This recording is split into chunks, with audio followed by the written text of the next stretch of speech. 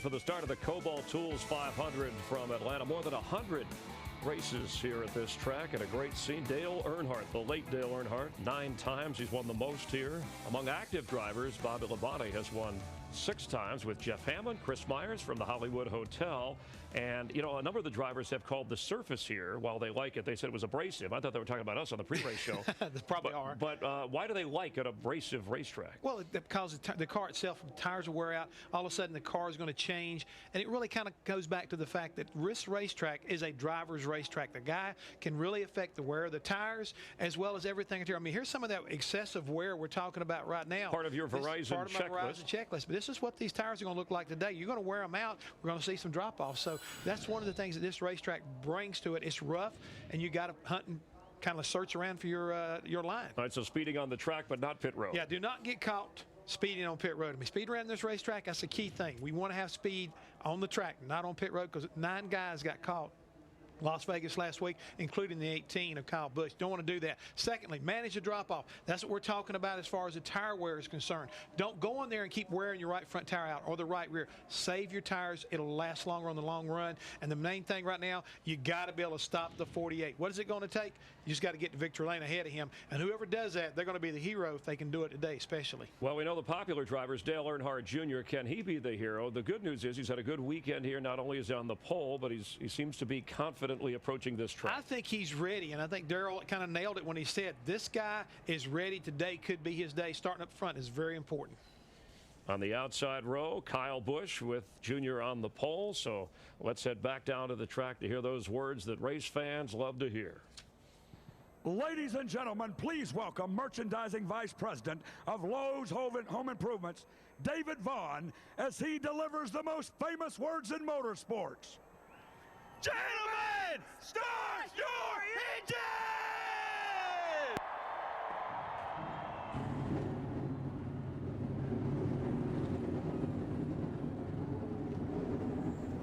Just over 500 miles, 325 laps. The slogan is, here the fast go faster. Who will go fastest? This is Fox NASCAR Sunday live from Atlanta.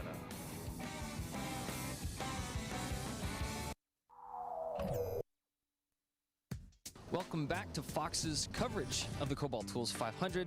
We're in Atlanta getting ready for some awesome racing. I want to thank the fans for a quick start to our sport. What an awesome few weeks of racing. Thank you for everything you've done to support us. I know I'm excited to get this race underway, but DW, I think we have a little challenge here for you in your little saying that you say at the start of the race. So, all right, ready, guys? 1, 2, 3. Boogity, boogity, boogity. Let's go racing, boys. There you go, buddy. Let's have some fun today. Thank you, everybody, for tuning in. Thanks, Jimmy, and hello, everybody. 4 straight championships. Already he's preparing for a career in television. Yeah, they need a coach. I need to go down and coach him. Hi, everybody. With Darrell Waltrip and Larry McReynolds, I'm Mike Joy. Trying to find a favorite for today's race. I like Greg Biffle, but he hit the wall in practice. I like Tony Stewart, but they've had to change an engine. Darrell, why is this place so tough, and why is it so hard to pick a favorite for today's race? Well, the first thing is how fast it is. This disjoint is fast. The other thing is, folks, you got 2 little quarter-mile straightaways. You got a mile of turns here. Fast cars, you're in the corner, you watch these guys in car, they are working. They're working hard down in there. This place is physically demanding. It's also mentally demanding. It's a long afternoon out here at Atlanta Motor Speedway, Larry. It takes its toll on the driver. Well, it takes its toll on the crew chief and those crews, because there's going to be a lot of 4-tire stops, not 2, 4 tires every time you come to pit road, and you have to stay on top of adjustments on this race car. But to me, coming into this race, the biggest story, the star of our show, the guy on the pole, the 88 team, Dale Earnhardt Jr. Can they put the beginning, the middle, and the end of this race together? Something that they struggle with a lot. Why don't we ask him? How about that? Let's just ask him. Darrell's going to dial him up while you folks have a look at the starting lineup for today's race. Let's talk to the pole sitter. Dale Jr., it's DW. Got a copy, buddy? Tempo. The question up here is, the thing's been fast all weekend. You're on the pole. Can you keep it up front all day long? Yeah, we got a good car. AMP NASCAR Chevrolet was actually better in practice than I thought it would be, and we didn't really have to work too difficult to get some gains, and we felt like by the end of practice we were pretty happy. So hopefully on the long run, you know, we didn't run anything over 14 laps yesterday, but hopefully we can get into the 25, 30 lap run the car's still there for us. All right, buddy. Have a good day. Keep her up front. Be competitive and make a lot of people happy. Yeah, 10-4. As you look at the top 10, Carl Edwards is a previous winner here, one of 6 drivers in the top 10 to win. There are 2 more, Casey Kane and Jeff Gordon. Mark Martin's been to victory lane here, and so has Dale Jr. and Casey Kane. This race is brought to you by Budweiser, the beer that starts with full flavor and ends with a crisp, clean finish. Budweiser, it's what we do.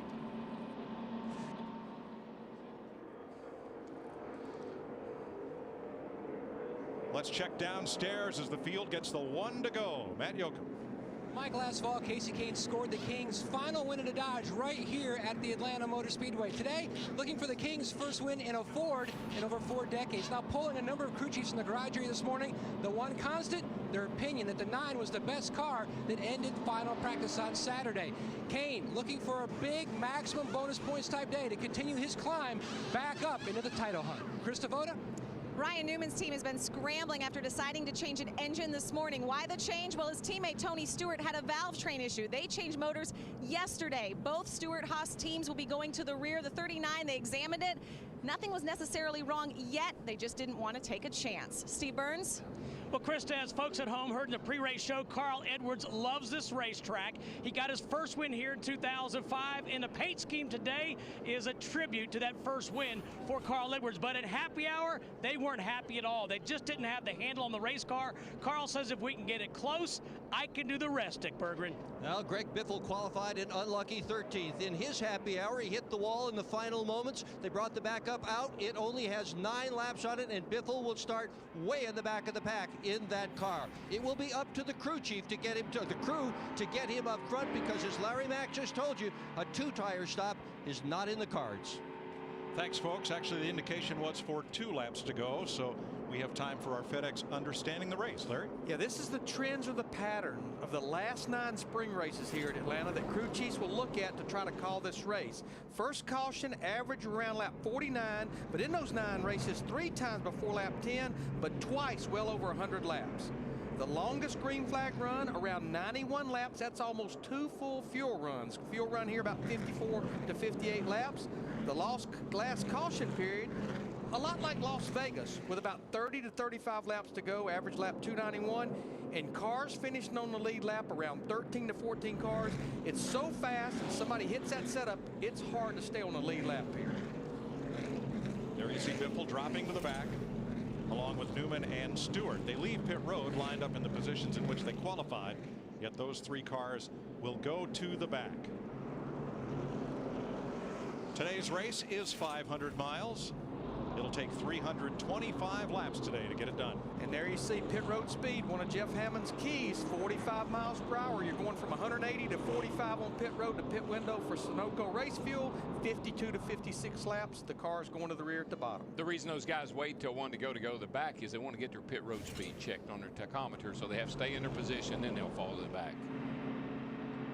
The last 6 races at Atlanta Motor Speedway have been won from one of the first 6 starting positions.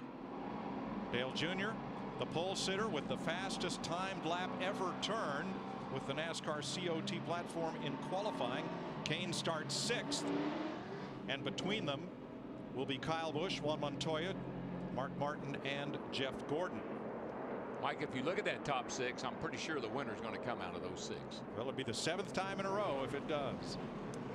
Now, the track temperature is about 78 degrees, which is about what it was at the second practice, but we have a little bit of a cloud covering right now, give these cars a little more grip.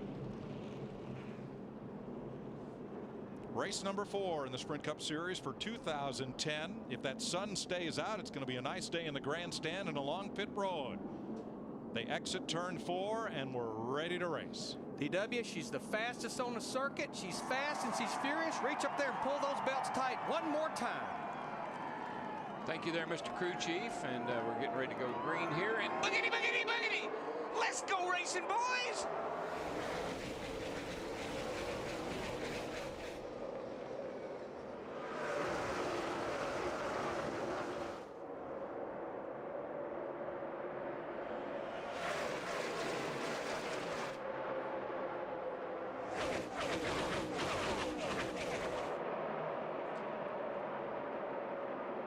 believe Kyle Busch, that 18 car, is going to run her wide open through 3 and 4. I tell you, he sailed her off in there. He wanted to lead that first lap, and that outside line has been really, really good for everybody all weekend long. I guarantee you he never lifted over there in 3 and 4. Started and finished second in yesterday's Camping World Truck Series race. Jeff Gordon trying to make some noise up on the high side. On the 24, here comes Elliott Sadler, Carl Edwards, and Kurt Busch.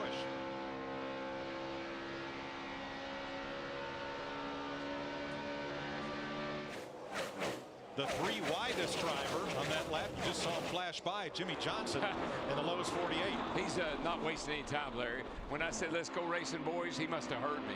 Yeah, I mean, he started back in the 16th position, and he's been getting about 1 or 2 a lap just in these first couple of laps. And there he's going to get David Reagan in the 6th. Johnson now 11th behind David Rudiman. Casey Kane takes 4th from Mark Martin.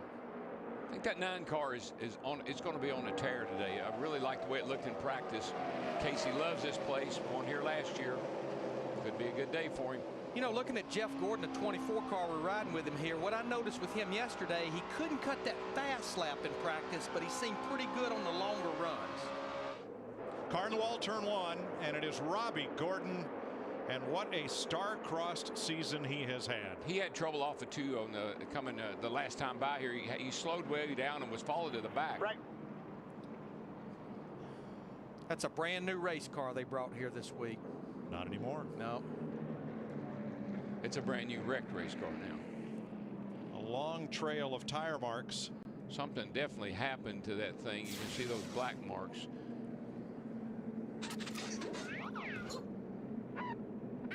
Oh, he's sideways before he ever gets to the corner. When the tire comes apart, that's what you saw down on the apron. Yeah. He was slow off of turn 2, Mike, coming around this time. Let's see if this shows the start of it. There's the number 7. Yeah, you see, there goes the carcass off the tire right there. You start these tires with such low air pressure, particularly left sides. Sometime you can damage a tire if you get it too low too early. Happened right in front of Michael McDowell and the remaining 3 treads. Look at those left black. A real trail up into the safer barrier in turn 1. Serious black marks. Yep. But you're right, Darrell. Goodyear NASCAR, they say they recommend don't go lower than about 18 to 20 pounds on the left sides. I guarantee you they're even going lower. The only one they mandate is that right front air pressure. And that's when you have to be real careful. Let them build up a little bit. I don't know what happened to that one, but it came apart. Too low air, I think. First caution of the day, and it comes at lap number 5 for Robbie Gordon. The pits are open and very few takers. I think we'll see guys at the very far back. Here we see Joey Logano, McMurray, from everybody from about 25th, 28th on back, it looks like. We had some fakers. and we had takers. some takers.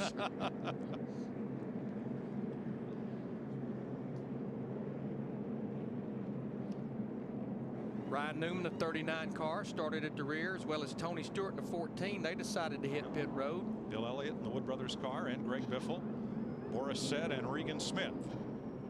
Looks like Logano may get out quickest. He was very good in the final practice, actually both practices yesterday. See our points leader Kevin Harvick in that Pennzoil car. He hit pit road as well. Greg Biffle in that backup car. Working the first caution of the day in the Kobalt Tools 500.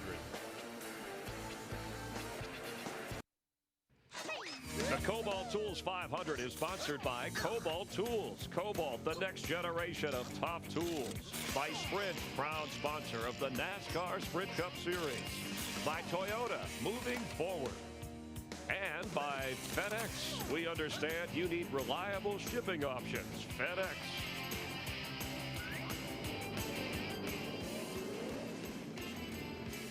Six laps complete, 7 laps complete now as they cross the line. You're watching aerial coverage brought to you by DirecTV. DirecTV, it'll change your life. Call 1-800-DirecTV. Mike, one of the ramifications for Gordon in a 7 car down there is he was 34th in points, just ahead of Scott Speed. And now Scott Speed, who's having a resurgence this year, he's going to be able to move into that top 35 here today. You know, we got that first caution there on lap 4. If you go back to our FedEx understanding the race, remember I said 3 times in the last 9 races we've had a caution before lap 10, and we got one today. It's funny how those things work, isn't it, Larry? Biggest mover looked like Jimmy Johnson. You see him down at the bottom of the list because he gained 6 spots. There were bigger movers from the back of the pack, especially Travis Kvapil and Sam Hornish Jr. Michael McDowell, who just missed the Robbie Gordon incident. And there's a look at Travis. You saw Tony Stewart there. He actually gave a lot of that back. He was one of the cars that elected to come to pit road under that caution. It's good precautionary move. Changing the engine or anything about the car. You're in the back already. Come down, just give it a once over. Getting ready for the restart, and these engines will go from mild to wild. Now our leader Kyle Busch, based on the start of the race, elected to go to the outside on this restart. Based on the initial start, that's a good move. I'd say from what we saw, yeah, I think that's good. These drivers will come to full throttle and we'll crank it up for them.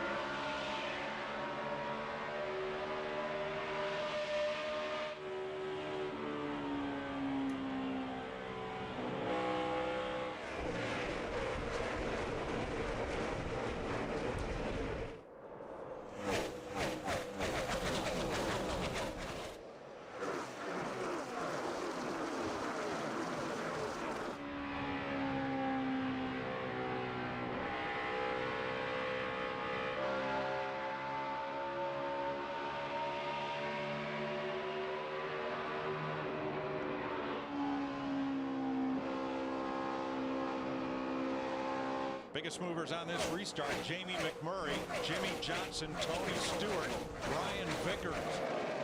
Each came flying out of their respective packs. But I think that just shows you right there, fresh tires versus tires that even had 4 laps on them. But look at that 48. He's already up to 6th place, Matt. And he came on the radio, DW, and told Chad Knaus, this car is good. The only issue that he has really centers around one of the vent tubes around his helmet. It's tugging in a certain way, causing a little bit of an issue, but really that race car on a rail right now, it's a rocket. If it stays like this, I wouldn't even fix that. Just keep it tugging. You can just see right up here, that's the air inlet for the cool box. Looks like it just doesn't have enough slack in it, and you can see his head kind of pulling back on his head right there.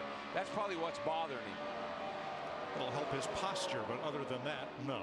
But guys, it's almost a replay of last week as we watched Casey Kane in that 9 reeling in Kyle Busch in that 18. Remember last week at Las Vegas, Jimmy Johnson started 20th.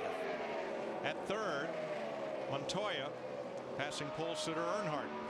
And you'll see the line Montoya runs right here. We knew it wouldn't be long, and he's already at the top.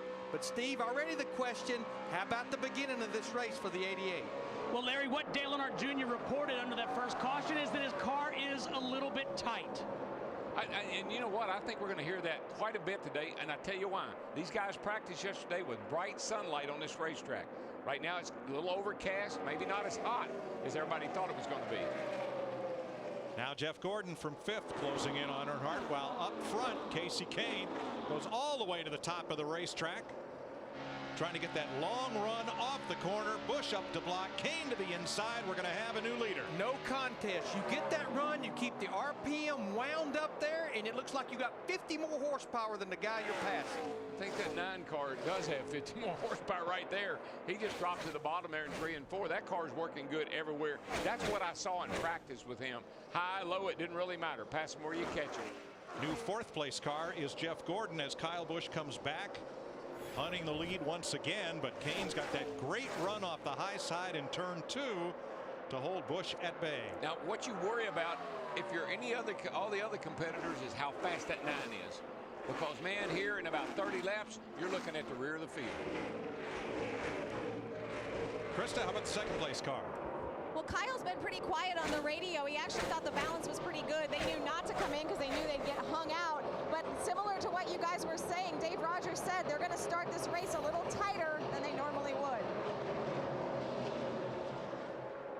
I mean, you want a little tug on the steering wheel here. You can't have it pushing because that'll really work that right front tire, but you can drive a little push out of it much easier than being loose. Well, Larry, we talk about this racetrack and how it's laid out. The turns are so huge. If that back end is hanging out, you can't get back in the gas, and you can't make any time around the racetrack.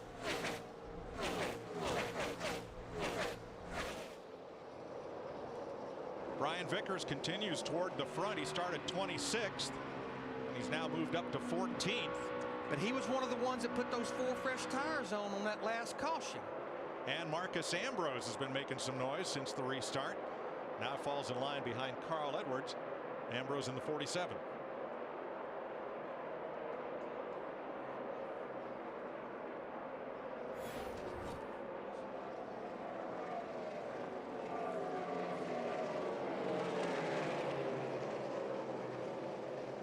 Tell you a guy that at least is making a little noise here at the start of this race. We're riding with him right now. Denny Hamlin in that 11 car started in the 20th position.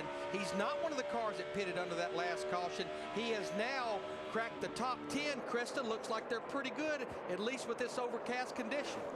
I'll say, Larry Mack, 3 laps ago, Denny Hamlin came on the radio and said, and I quote, "This car is pretty sexy right now." Darrell, there's probably a lot of them that's pretty sexy right now. If that old sun pops out, that may change the complexity of some of these cars. Yeah, bringing sexy back to NASCAR. I like that.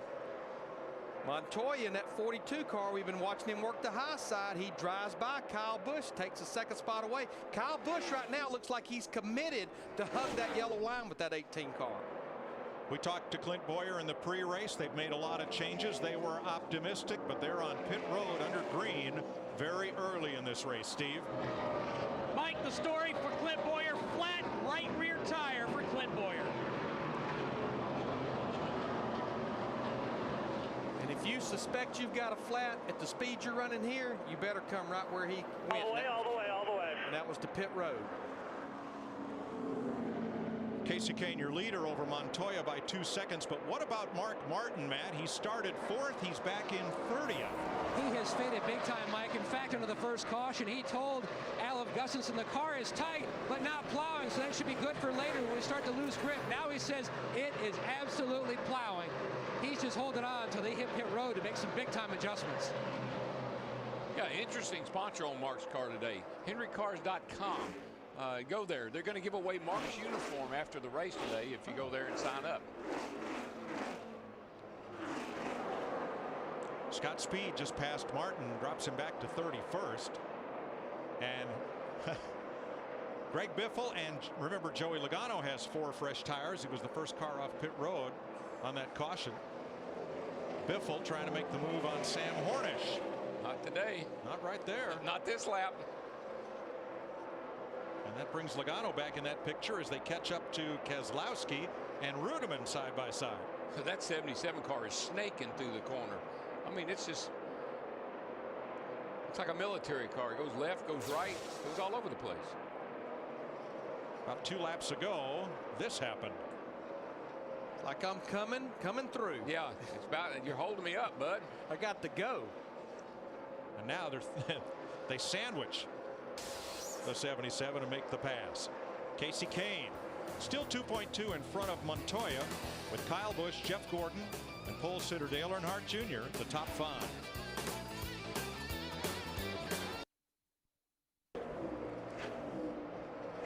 "27 laps complete in the Kobalt Tools 500 at Atlanta, and Casey Kane stepping it out in the Budweiser Ford, now 3.1 seconds in the lead. And that'll happen here at Atlanta. Somebody will catch the setup, walk the dog, and then they all come back together, it seems. Montoya second, 3 seconds back. Ford versus Chevrolet, 1-2. Started third, running second. Really tight. Kyle Busch in third, started on the outside pole in his Joe Gibbs Toyota. And fourth, the man who dominated last week in Las Vegas, leading all but the last handful of laps. Jeff Gordon is the first of 3 Hendrick cars in a row. Dale Earnhardt Jr. holding on to 5th. He started here from the pole. 9th pole of his career. Mike, one of the things a lot of the guys were worried about was they never ran over about 15, 20 laps consecutive in practice. What was going to happen to these tires and the car, you know, when they get into a long run like this.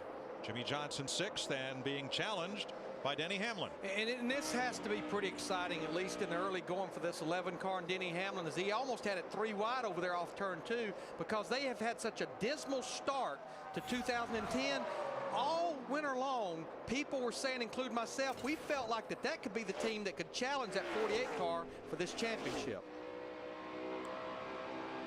Well, I've been coming here for quite a while, and ever since Joe Gibbs has been coming here, his cars, for whatever reason, the Gibbs cars have always had a really magical setup for this racetrack. You think back to Bobby Labonte, who's had, what, like 6 wins here through the years. This has been a really good Joe Gibbs racetrack. David Reagan grew up racing here on the quarter mile, the Legends track. And how about this shot of Reagan, Darrell? It's perfect, man. Look at that. You're right. I mean, that's like sitting on the dashboard watching him go around the racetrack. How hard, and we're talking about how hard you work and see the focus. I mean, even though you can't see his eyes, his head is cocked down there to the left just a little bit. Reagan was one of the fastest in final practice yesterday. He is currently 8th. But you saw it right there. We're almost 30-something laps into this run, still 192 miles an hour getting off in the corner. And he just hit the wall over there off 2. Not Kurt Busch behind him, last year's winner in the Penske car, the Blue Deuce. And Busch made a career out of hitting the wall here last year en route to victory. Yeah, his right side was completely gone when he did his unwind lap before he went to victory lane. It doesn't look like it hurt the car. It doesn't hurt. These cars are pretty tough, as we've seen time and time again. But one of the things I think might have distracted him was that 2 car was coming. And you see. And he just gives a little look.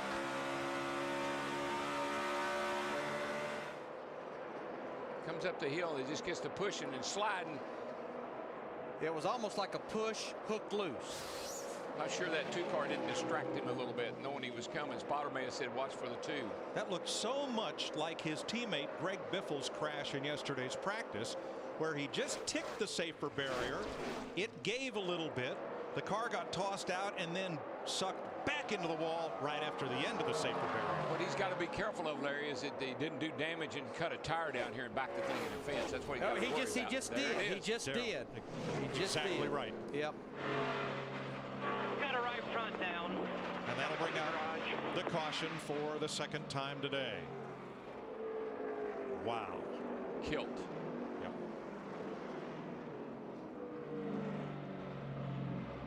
Yeah, hit the wall hard, cut a right front. Now, there was no smoke from that tire or any outward indication. I think you'll see the thing just take off. There it goes. The right front blew out. Away she goes. The worst place in the world, right in the middle of the corner. It's only doing 170 miles an hour. Right in the middle of the corner. So David Reagan doesn't get much of a home track homecoming here in Atlanta. I tell you what, that was a big break for some guys like Martin Martin in that 5 car, Kevin Harvick, our points leader.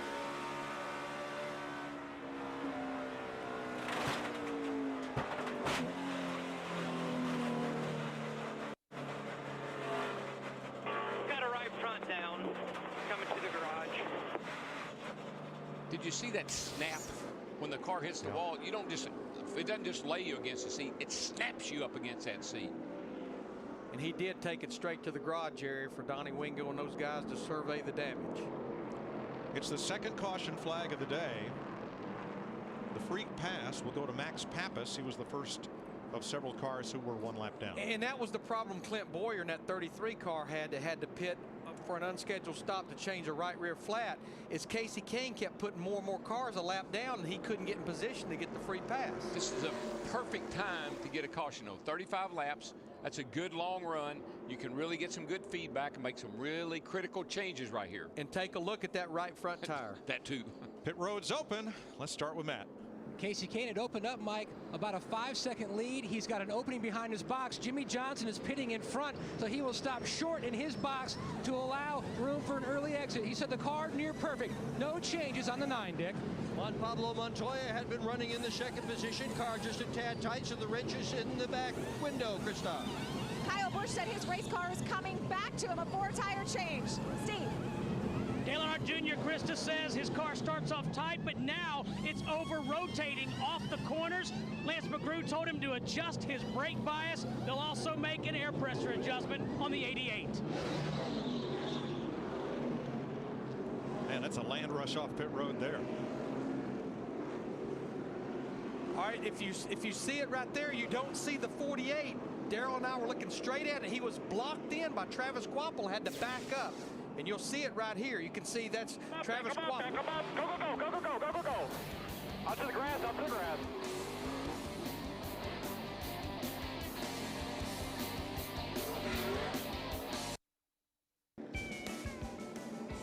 Let's show you Jimmy Johnson's view of that pit stop. Nice and clean right here, no problem.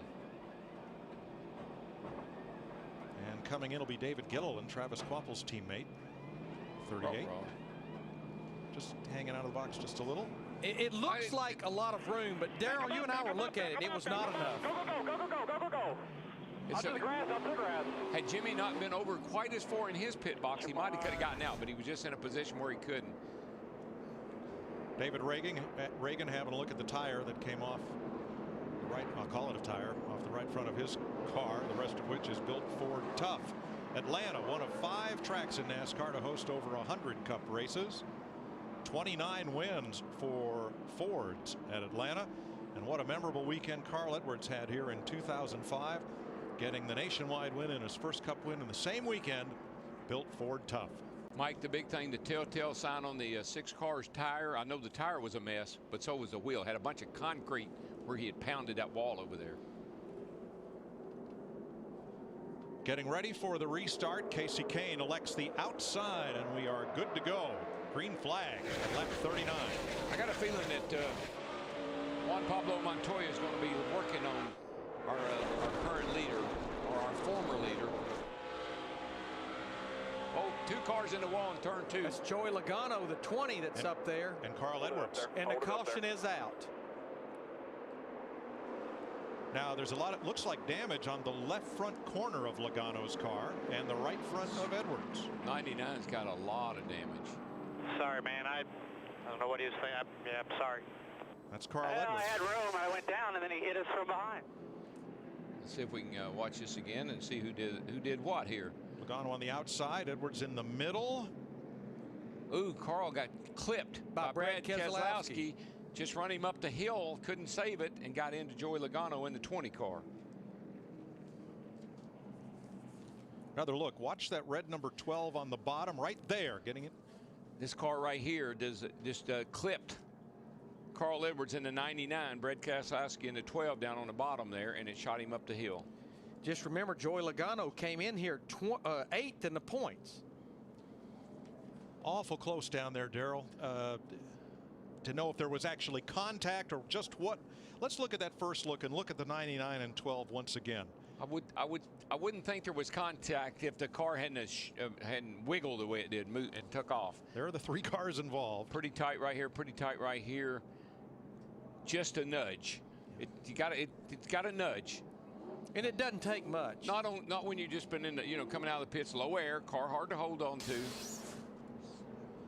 Carl Edwards right front is a mess. Joey Logano came in here with what could have been a top 5 car. And they're both damaged. We're under caution in Atlanta. The Kobalt Tools 500 Odd Fox is sponsored by Budweiser, the beer that starts with full flavor and ends with a crisp, clean finish. Budweiser, it's what we do. Atlanta Motor Speedway opened in 1960. You saw Fred Lorenzen there take the green flag in a Ford. It looks like Paul Goldsmith in a Plymouth. It was a mile and a half then as now, but then the front stretch was the back stretch. They turned the track around. Big infield crowd there in 64. Carl Edwards, who had a great weekend here in 05, not so much with this retro paint scheme. And have a look right there on Brad Keselowski's car, right below the headlight decal. Just that little evidence of contact. A little nudge. That's all it was. Clint Boyer got the free pass. First car 1 lap down. He has since pitted. End of the line, and we're ready to go once again with Kasey Kahne outside. Kyle Busch. Green flag. Tell you one thing, that 18.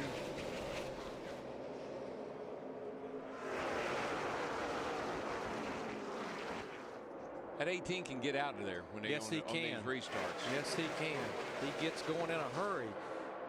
Now, is he the leader? Yes, he was first car off pit road. Kyle Busch was the leader. He elected the inside on this restart with Kahne outside. Yeah, I just want to make sure because you can't beat the leader to the line. Kahne now battling Earnhardt for second.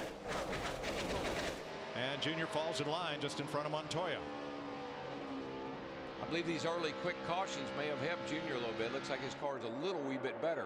But you see Montoya in that 42 up high gets that run off the top side on 2. He'll just drive by the 88 car. I just think that 42 is probably the best car right now. He was chasing down Kahne before the last caution. And here comes last year's winner Kurt Busch side by side with Jeff Gordon right behind that front 4.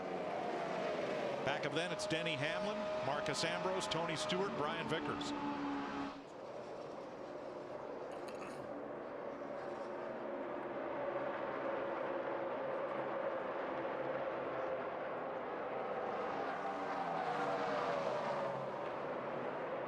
Got a little 3 wide here. Elliott Sadler was the meat and the sandwich between McMurray and his teammate Allmendinger in the 43. Bottled him up actually back there. Kenseth in the 17. Keselowski trying to come back toward the front, and Bobby Labonte in the 71 with Jeff Burton sneaking around the outside in the 31. And here comes Menard. A lot of folks think that 98 is going to have a good day today based on his practice. He was speed. Nice and solid. Yep. And he's been nice and solid all year long, actually. Dick Berggren is with Carl Edwards. And Carl Edwards is very anxious to see a replay of the incident. His car is pretty well damaged. We're going to let you talk us through it, Carl. Yeah, I haven't seen it yet, but I just got to say thank you so much to Scotts and Aflac. I saw Brad down there, and I thought he'd give me room, so I went down to run the bottom. I thought he just hit me in the rear, but it looks like he was just there by about an inch. So, I mean, that's his call early in the race to either give me just a little bit of room or keep his nose in there. And I guess he was racing hard. I really thought it was his fault, but that replay doesn't look like it was as malicious as I thought. But thank you to Aflac and Scotts, and we'll get back out there. But Brad never gives me any room at all. But I was trying to take a little bit there. Just real frustrated. No question about the disappointment in that young man's face. Joey Logano was able to make repairs and continue. Edwards in the garage. Well, when I listened to Carl Edwards' interview, and of course Darrell talked to him in the pre-race, there's no question after winning 9 races in 2008, the frustration continues through 09 into 2010. And what makes it worse, Larry, for him here, this is his favorite track. He's got 3 wins here, got his first win here. He loves this place. He's looking forward to a great day, not to be. Well, I think he was being awfully gracious in that interview. Yeah, he looks at that a couple more times. He'll change his mind. Matt? And Mike, as soon as the green flag waved in that last restart, Earl Barban was trying to get Jimmy Johnson back to the high side. The car loose before that last pit stop off turn 2. Really the only hindrance he had over that last run. He said the car very good down in 3 and 4. Thanks, Matt. Now, I said Logano was able to make repairs and continue. He's now on pit road with a good bit of damage, and they're going to go under the hood of his car as second place changes hands. Logano's teammate Kyle Busch giving way to Montoya. And where Montoya was beating him so bad was off the corner. You see, getting into turn 3, Kyle Busch maintains and actually picks up ground, but right there, Montoya running that high side, stays in the throttle and just pulls away from that 18 car. But what I liked about the 18 car, Kyle Busch, he didn't fight it. He let him go, which is smart. I mean, Montoya's quicker than you are. Let him go. We get him. Maybe you can get him later. When Montoya first came to NASCAR from IndyCar and Formula One, many observers wondered how he would transfer and whether these big ovals and these big heavy cars would present a big challenge. But the first time he ran here at Atlanta, he had a top 5 performance, and all those questions stopped. And he was performing in the same groove he's running here right now, right against that wall, all 500 miles. Thinking back to many years ago when I was a rookie, the tracks that you went to the first time and you ran well, you always ran well there. It seemed like your driving style, whatever, fit particular racetracks better than others. Riding with Martin Truex Jr. in the 56 car right now. He's 12th. He's battling Ryan Newman. You see him right back there in that 39 car. It just looked like in those 2 practice sessions yesterday, the first and the second one, that long run wise, this 56 car was pretty good. And look who's coming right behind him, Greg Biffle, who started way in the back after crash damage in practice. Biffle's coming back toward the front. But just remember, that was his wingman at the back, the 39 car, Ryan Newman, who was back there for an engine change. So both those guys looking out there just into the top 10. Biffle said what few laps he got to practice that car yesterday, it was actually a better car than the one that they were going to race. But what was pretty amazing, they took the time to take a lot of parts and pieces, suspension-wise, off that car they wrecked and put onto that backup car. 2 weeks, Thunder Valley, Tennessee, Bristol Motor Speedway. One of the first signs of spring. The campers are arriving in Bristol. Some of them are already parked there, and the race isn't for another 2 weeks. And I just think they've made a little change, might bring the bump and run back a little bit. It's like racing in a blender. Except nobody will blend in. Jeff Gordon in 5th place, Matt. And having a very solid run here at a place that's had a lot of success in the past. Gordon said the car was a little free over that previous run, but it was really working for him down in turns 1 and 2. But it wasn't really working for him down in 3 and 4. But this is what Steve Letarte calls a racetrack where it's going to be a day of adjustments. You just got to keep adjusting, keeping up with this racetrack as it changes throughout the day. The sun in, the sun out. I think sun in, sun out, and I think just the more rubber that gets on this racetrack makes such a huge difference. And that's wedge in and wedge out, wedge in and wedge out. Air up, air down. And hopefully the right adjustment on that final stop. Gordon and Dale Jr., 4th and 5th. But the leader is Casey Kane. He has been out front 3 times for 33 laps in the Kobalt Tools 500.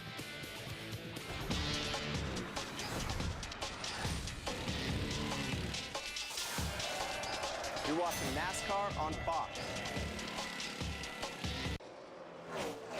Sprint brings you an inside look at what's happening now inside the NASCAR Sprint Cup Series. Biggest mover in this race, up 35 spots. That's Tony Stewart, who started in the back with an engine change. And Kyle Busch has the fastest lap of the race so far. For more NASCAR stats, NASCAR Sprint Cup Mobile at sprint.com/speed. Casey Kane, your leader. A couple of changes in the top 5. Jeff Gordon moves up. Montoya holds 2nd. Kyle Busch back to 5th. Jeff Gordon moves up. Kurt Busch into the top 5. 18 in cars the deuce and coming. Yeah, the 18 cars backpedaling just a little bit, Mark. I don't know, or Mike. I think it's something happened to his car there. Steve? Mike, you guys were talking about changing weather conditions. Kurt Busch just says this car is temperamental. It's hard to hit the right groove. I have to load the right rear tire too early. And that's something that obviously Steve Addington, that group, they're going to have to start attacking, because we're getting to the part of the race, even though it's early, where you almost anticipate, well, maybe we'll get into those long runs that I talked about in the FedEx Understanding the Race. There's Steve Addington, crew chief for Kyle Busch for a couple of years. Now he's moved over to Kyle's brothers, Kurt Busch, for 2010. Coming up on 100 miles as you watch the battle for 3rd. Kurt Busch moving underneath Jeff Gordon to take 3rd away. In the garage, Robbie Gordon and David Reagan. Nice work. With crash damage. Michael McDowell has parked the 55. Dave Blaney the 66. Joe Nemechek the 87. Carl Edwards also in the garage with crash damage. A little bit too tight. When I want to pick up the throttle in the middle, it'll loose off. And I think fix first things first. Fix that. Look, fix that little bit of push, a little tight in the center first, and that may calm the looseness down. Right. You got the wheels cranked left for the push, and all of a sudden the front will bite and the back will snap out just a tad. Free her up just a little bit, and you'll be good. I believe one of the fastest cars on the long run, though, is that car on the left we're seeing right there, Denny Hamlin at 11. We saw it in that last long run that we had. We're seeing it again in this one. And on the right, Jamie Mack trying to take 14th from Ryan Newman and A.J. Allmendinger right in the middle of that battle in the 43.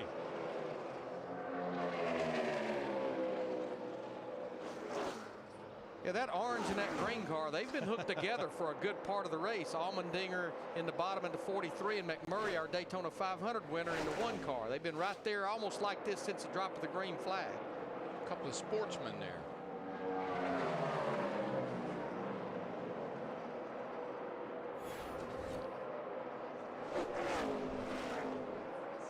And Allmendinger makes the pass.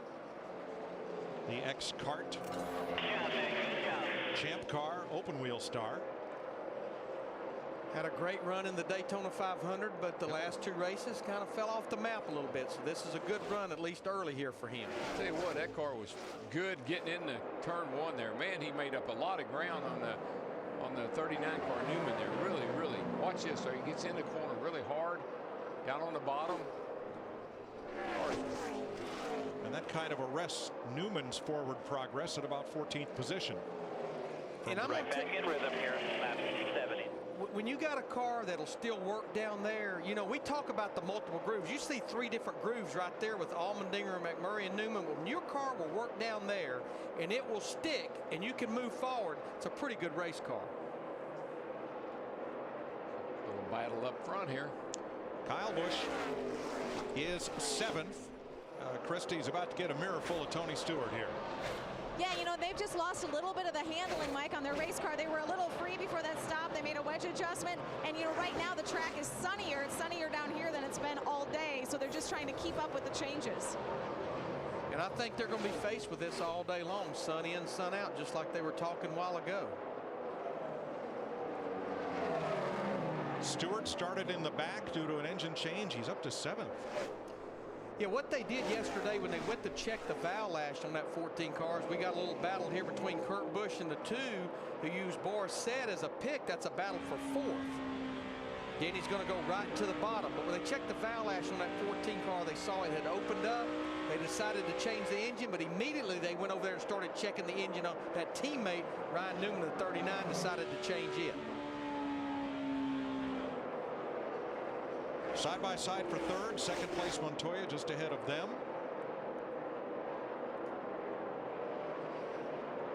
Dick, how about Montoya? Well, Mike, before the last round of pit stops, the crew was telling Montoya what a good car he had, telling him his lap times were faster than anybody else.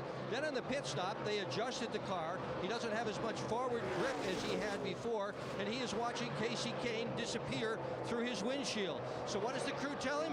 You're faster than anybody behind you. And they're telling him the interval between he and the cars that are back there to try to keep their driver enthusiastic and pumped up about his situation.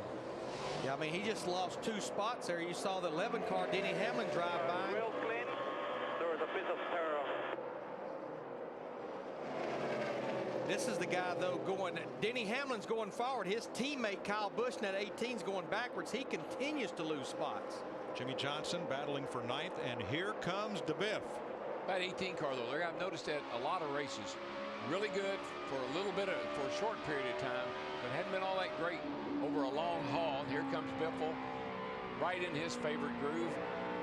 Took him 75 laps to get to the top 10 from the back. That groove, that's such a fast groove. You pick up a lot of straightaway speed, but man, if you ever slip, you'll be in big trouble. Paul Menard in the 98 with Bobby Labonte, a 6-time winner here, and they're fighting for a spot inside the top 20.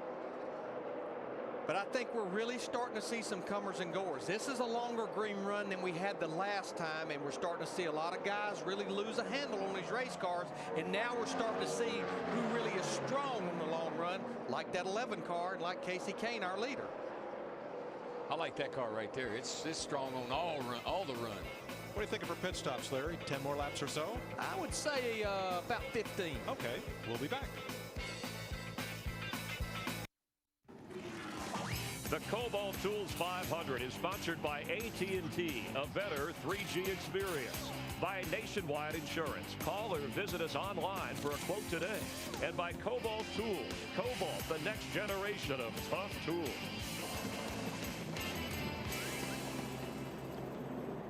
Caution is out for the 4th time today for debris in turn number 2, likely from when Clint Boyer, trying to keep from going a lap down to the number 9 of Casey Kane, got up and into the wall and then gave Kane an anxious moment that took away some of his 5-second lead. The caution flag took away the rest. So we are under caution. Boyer gets the free pass. Pit road is open. And Matt.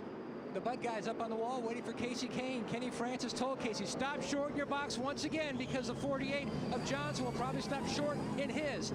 Slight air pressure change on the right front. The car just a little tight early in the run. Nick? Juan Pablo Montoya had slid back to the 4th position. They are adjusting the chassis to try to give him better forward bite. No one in front of him. He's got an easy out, Krista. The 11 good on the long runs. They're putting air back in the right front. Steve? Kurt Busch says he's good, not great. I'm tight getting in, loose off. They've dropped the air pressure of both front tires for Kurt Busch. And it's Busch that leads them off pit road. Now, where was his brother Kyle? While we were away, Kyle had made a pit stop under green and came back out. So likely he'll take the wave around. Look at our leader, Casey Kane. That 9 car lost 6 spots on that pit stop. It just, things are just congested in the area where he's pitting and Jimmy Johnson in that 48. Too many good cars right there together. Let's get downstairs to Chris Myers and Jeff Hammond for an AT&T race break. Thanks, Mike. Casey Kane won at Atlanta over the Labor Day weekend. He has dominated here, Jeff, in the last win for a Petty Ford all the way back in 1969 at Martinsville. As we recap the start of this race today, on the pole was Dale Earnhardt Jr., but has not led a single lap in this race. That's Kyle Busch, who led 22 laps early. Robbie Gordon, not off to a good start. Loses the left rear tire right there about the 4th lap of the race. You see the carcass coming off, spins the 7 car up in the outside wall. His day's pretty much done. And then David Reagan, a Georgia native, tires playing in. He had scraped the wall a little earlier, another tire issue. Yeah, it blows the right front, sends the number 6 car from the outside safer barrier. He's in the garage also. Brad Keselowski gets into Carl Edwards, and Carl was polite about it, but it caused this mix-up with Joey Logano, and out of the race for the moment for Carl Edwards, who's had great success here. But we have had, as we just saw moments ago, more tire problems. Is that more related with a new tire here at the Atlanta Motor Speedway, or is it the way guys are running their cars early? It's a combination of all the above. Yes, the new tire here has got a little more grip, and the guys, I think, have had problems with their air pressure, maybe getting it too low, trying to get more grip here at this particular racetrack, because the racetracks wore out, Chris, and we're seeing those issues because of that, as well as sometimes the guys making contact. These tires are not that durable. You get into the sidewall, you can damage them, and then all of a sudden you see what the problems come up from it. All right, we've heard our guys talking about running high, running low. Obviously, your car dictates some of that, but is there a better one to go if everything's equal? Here at Atlanta, I'd like to get my car to be able to work up on the top side. It's a little easier, I think, on the tires, especially the right side tires. And the day we keep harping on it is keep the drop off as far as wearing the tires out and abusing them too much to where all of a sudden you start slowing down. We've seen guys start off in a 30-second bracket. In a matter of 10 or 15 laps, they're running 32-second laps. That's the drop off I'm talking about. And the weather, it hit 60 here, but not as sunny and not as warm as I think they thought it would be. So you hear guys complaining about fixing a tight condition.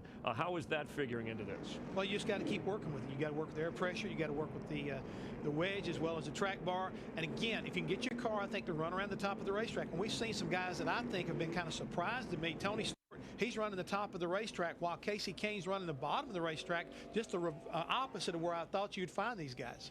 Be sure to cast your vote all season long for the AT&T Fastest Pit Crew of the Year award. The standings from last week. Your AT&T phone is where you can text the car number for the crew you think is the best at each race. Text it to 2258. Delivered by AT&T, the nation's fastest 3G network. And Chris, while we're talking about pit crews, I don't think that the 9 guys are going to be very happy because they had a pretty slow stop. Kane losing 6 spots. Let's rejoin Darrell, Larry, and Mike. Well, let's show it to you. Here's Casey coming in. He makes the stop right on the mark. Look in front of him, though. Jimmy Johnson starts way back of his box to keep from getting blocked in. Yeah, this is what we were talking about. This is where there's so much congestion, and this is what happens when you have a good car, but you're pitting in front of the leader. But you can just see it was just a little bit of trouble across the board, right side, left side, the whole stop on that 9 car. Now let's take a look and compare it to Kurt Busch. Kurt Busch came in running 3rd, goes out leading the race. Kasey Kahne comes in leading the race, goes out 7th. Our gold standard time is based off of a 48 stop that we got these numbers. You can see just across the board, it was just off. Right side getting around with the jack, and the left side, it's just a little bit all the way across the board. The difference for Kasey Kahne losing 6 spots on that pit stop. Getting ready to restart with 83 of 325 laps complete. Why don't you crank it up and we'll let them go for the green flag.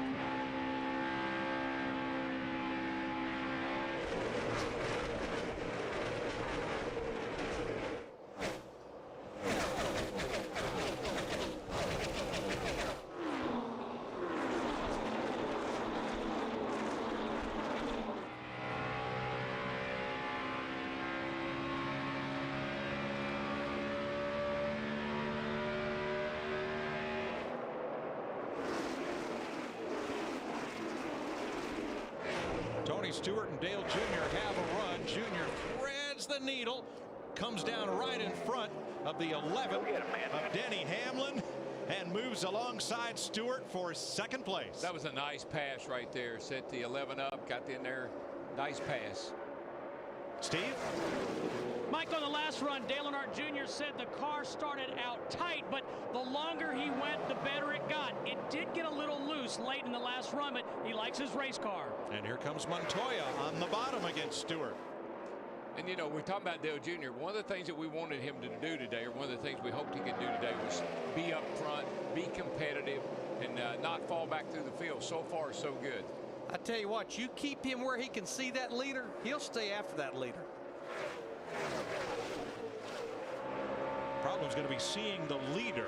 Kurt Busch up to half a straightaway lead on this group. Earnhardt, Montoya, Stewart, and then it'll be Jeff Gordon in 5th. Matt? And Mike, when you talk about tire management, a lot of crew chiefs are saying the wear that you're getting more here at Atlanta is similar to Darlington, and you're not only working on your tires, but you're working on the right front or the right rear as far as how much to abuse it. For Jeff Gordon, he was a little too tight that last run. Steve Letarte said we're going to have to shift the balance a little more toward the free side because there was some considerable wear on the inside shoulder down to the cords on that right front. But Darrell, you know, back in the day, you would come here, go to Darlington, you would just kind of play things easy in the beginning. These guys now, they're running qualifying laps every time the green flag's put out. But it's always been too, Larry, that the longer we race, the more into the race we get, the better tire wear the wear in the tires will improve, and so I think we'll see that today. But one of the concerns, and you mentioned this, is camber.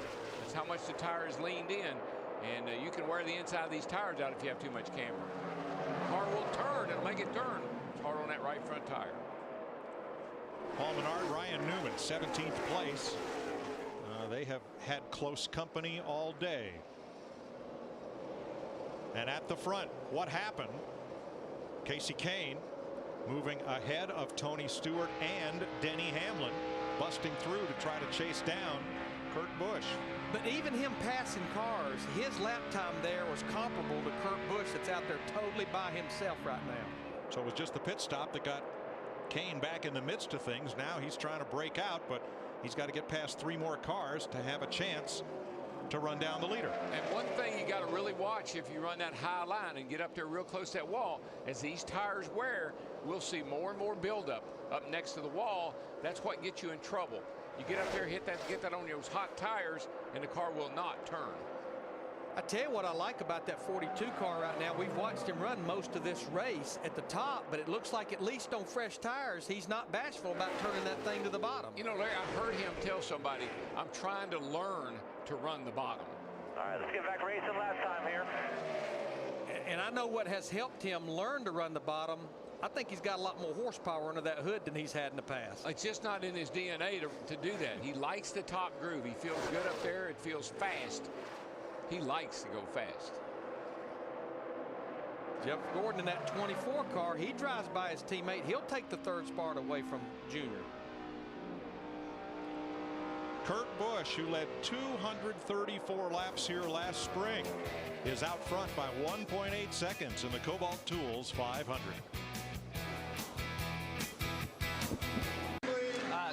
So any changes? Just a little bit faster this time. That's it. Chad, you're good. Okay. Stay out of there. I didn't know that toolbox could hold that car, but they were shooting a Kobalt commercial, and interesting stuff. Jimmy and Chad. Scared me. Not as interesting as this. Right now, Jimmy's 8th behind Kurt Busch, Juan Montoya, Jeff Gordon, Casey Kane, and Dale Earnhardt. Some new players in the top 10. Matt Kenseth up to 7th. Tony Stewart 9th. A.J. Allmendinger. Well, he was 10th a second ago. Greg Biffle takes it back. They've been going back and forth for about the last 5 to 10 laps with these two cars. Behind them, Rudimann's 12th. Jeff Burton, Martin Truex, Brian Vickers, the top 15. Then Menard McMurray and Mark Martin.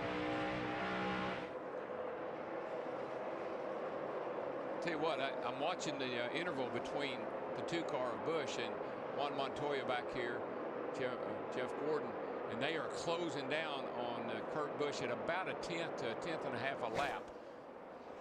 Kurt Busch going to have some company here before too long. I do believe the best car, though, right now is Jeff Gordon, that 24 car back in third, just looking at our lap counter. Now, the way that Casey Kane got back in the pack, he's now running 4th. But the way he got back there was on that pit stop. Let's get out of Jeff Hammond for today's nationwide pit zone. And Mike, you see the 9 car on your right, comes into the pit stall, looks like he's in there like he'd like to be, got the nose turned out just a little bit, but right in front of him you see the 48. He comes in, the right rear of his car is kind of sticking out toward pit road, and when he starts to take off, he can't really hammer it like he wants to. He's got to take it easy. All of a sudden there's his teammate Jeff Gordon getting, or not teammate, but here's Jeff Gordon, the teammate of Jimmy Johnson, also blocks him out. All of this combined cost him 6 positions off of pit road. You've got to get a clear shot if you want to have a really fast pit stop. But Jeff, I think that supports what we were talking about. You've got 3 of the top cars, even though there's an opening there. You've got Gordon, Kane, and Johnson all pitting right in the same area, and they just stack up with each other. And you pick your pit in the order in which you qualify. The pole sitter picks first. Chad's usually really good about picking a pit that he can get in and out of. But he's not used to picking 16th position. That's what I think hurt him this week, a little bit like last week. 3 wide here. You see the left side of Brad Keselowski's car looks fine. Right side, not so much. He's been in the wall with it. And these guys, they're about a half a lap behind our leader right now, Kurt Busch. You'll see all the damage on that 12 car, and our points leader, Kevin Harvick, we've been following him. Pretty much knew, Matt, talking to that group this morning, that they didn't have a race car they felt very good about. And it really started back on lap 12, Larry Mack, when Kevin told Gil Martin, guys, it is going to be a very long day. The car is just super tight, and that's what they've been balancing with for the rest of the race so far. And then he said the rear of the car is like on ice, and it's just tight on entry. So the balance issue is all over the map for Kevin Harvick, and it shows on the stopwatch and in the rundown. It does, but they have definitely improved that car. He's up to 24 spots. He's been riding back there at about 34 spots, so they have made it better. Keep working on it. They'll get it there. But you know the amazing thing, of course, we've talked about Richard Childress Racing all year long. And right now, you've got Harvick in 23rd. You've got Clint Boyer in 29th. Jeff Burton seems to be carrying the banner for Richard Childress right now, sitting in 13th. The first 3 races this year, they've not even had a single car finish outside the top 11. So little little bit of work to do today. Well, Larry, way to go. Doesn't this mirror practice? Jeff Burton was the best of those 3 Childress cars in practice. And in fact, wasn't it Boyer who said that they mirrored Jeff Burton's setup, trying to at least get up to that same level of performance? Yeah, yesterday in practice, the 33 just finally quit practice. They had thrown everything they could throw at it, and they just decided to stop. Let's put the 31 setup under. And while we're talking about Childress, let's don't forget Judy is in the hospital. Want to let her know we're thinking of her, praying for her and Richard, and Linda Petty. Yes. Also. Yep. Richard Childress's wife, Judy. Mike Dillon is usually Boyer's spotter, and his daughter Tina is Richard and Judy's daughter. So Mike's going back to North Carolina. Right, and Clint's dad is spotting for him, who normally spots for him in practice anyhow. Mike Dillon comes in and spots for the race. You know what that all tells me, though? One big family. That's right. It's a family affair. Racing is. You said somebody catch Kurt Busch, and that somebody is J.P. Montoya. Looks like that Atlanta rubber band. It stretches out. Here it comes all back together again. Rubber band man.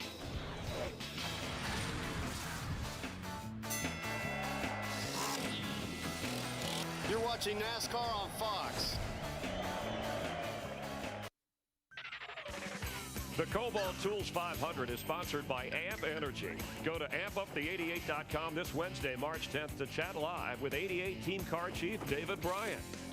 By new Pennzoil Ultra with hyper cleansing technology. And by Lipitor. 112 laps complete as you watch our aerial coverage, brought to you by DirecTV.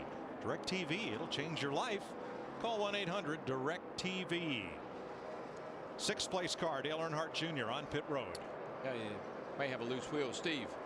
Yeah, about 5 laps ago, Dale Jr. said, I'm not getting off the corner. I may have a loose wheel. So they are, in fact, bringing him in here on lap 112. They're going to put 2 rounds in the left rear, 4 tires. And again, he does feel like he has a loose wheel. Well, he'll be like Superman when he gets back out there on those fresh tires, but we're about 15 to 20 laps away from what would be green flag pit stops. One thing I noticed with the 2-car, Larry, the 42 of Montoya caught up to the back of Kurt Busch. Looked like Kurt said, hey, I got a better car than that, and he has picked it up, and now he's beating Montoya about a 10th of a lap. And when Junior gets up to speed, he'll be 2/3 of a lap behind the race leaders. A lap and 2/3 behind the race leader. So what he certainly hopes is we at least cycle through those green flag pit stops over the next 15 to 20 laps. 4th place, Denny Hamlin, Jeff Gordon, back and forth. They've been going at each other here for quite a while now. It looks like Hamlin might have. We got Mark Martin. He just spun here on the front straightaway. Caution is out. Left rear tire on Mark Martin coming off turn 4. Oh yeah, you can see it hanging out to the left side over there. He was. One coming here. He was in 17th place.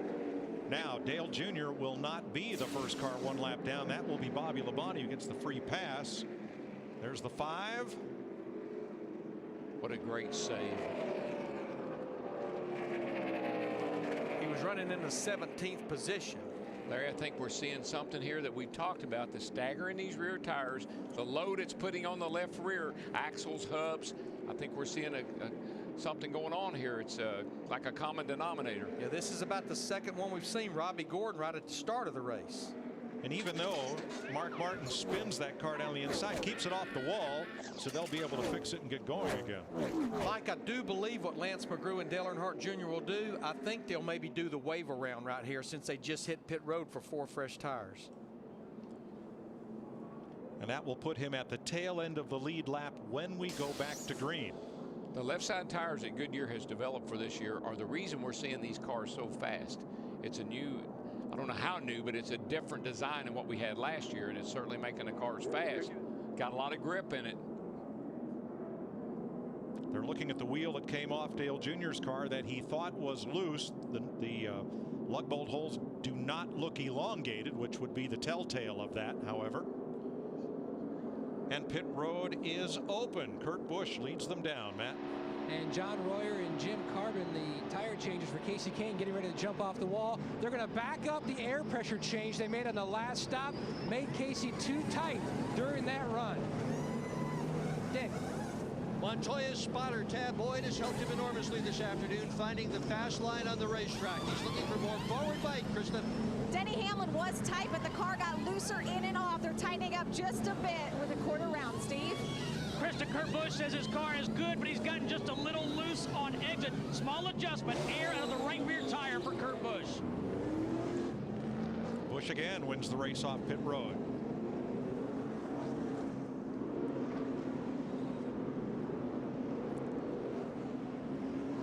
All right, our leader right now will be David Gilliland. One of two things. He wanted 5 points for leading, or Chad Knaus went and said, you think you might wait to the next lap to pit? Since they are pitted right in front of that 48. I'd say you're right on both counts, Larry. We're under caution for Mark Martin. We got more show. We got more excitement. We got more Lottie. What Variety Show is hosted by a two-time Daytona 500 winner and has competition so wild it could only happen trackside? It's Fast Track to Fame.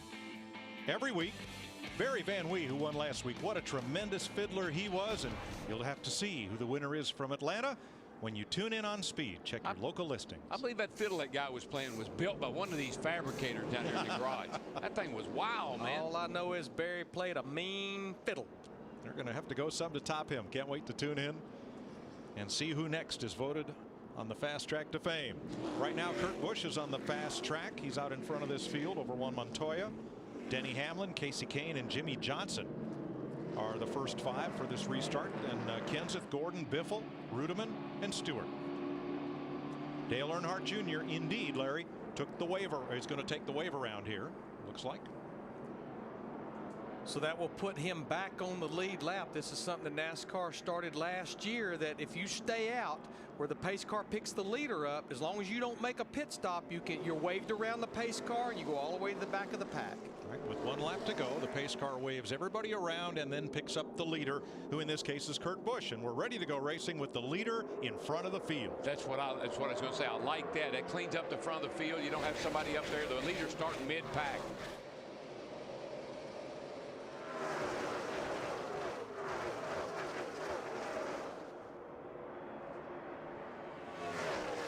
Montoya has the high line and has the lead. 42 car is pretty fast.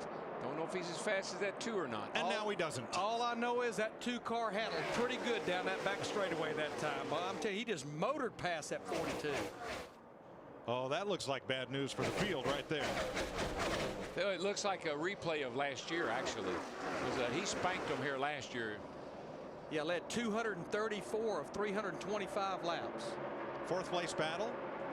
Kane in the red number 9, Jimmy Johnson, Jeff Gordon, and Matt Kenseth, who I was surprised not to find Kenseth's name on the list of the drivers who have won in the Cup Series at Atlanta. But I'm not surprised to see him up here in the top 10. Talked to Todd Parrott, his crew chief, this morning. He said, Larry, we can't cut a fast lap. But he said the longer this race goes, I think the better we're going to be. Well, he's a wise man. It's showing up. It's showing up right here. Tell you another guy that has made his way back up there into the top 10. He had fallen off the car right behind this group right here, David Rudeman, in that 00 car. He was up there. It's like almost like they got off during one of their pit stops, but now he's back in the top 10. Well, Rudeman will sit around. Larry tickles me to death. He'll sit around and run the top 10, 12. At the end of the day, he gets him a top 5. Sure. Right behind him, Greg Biffle in the 16 from the back of the pack after hitting the wall in practice, and A.J. Allmendinger in that oddly green colored number 43 has been right with the top 10 all day. We talked about Jeff Burton, that 31 car. Worst finish of Richard Childress Racing, his 2 11th place finishes, and that's exactly where he's running in that 31 car, 11th right now.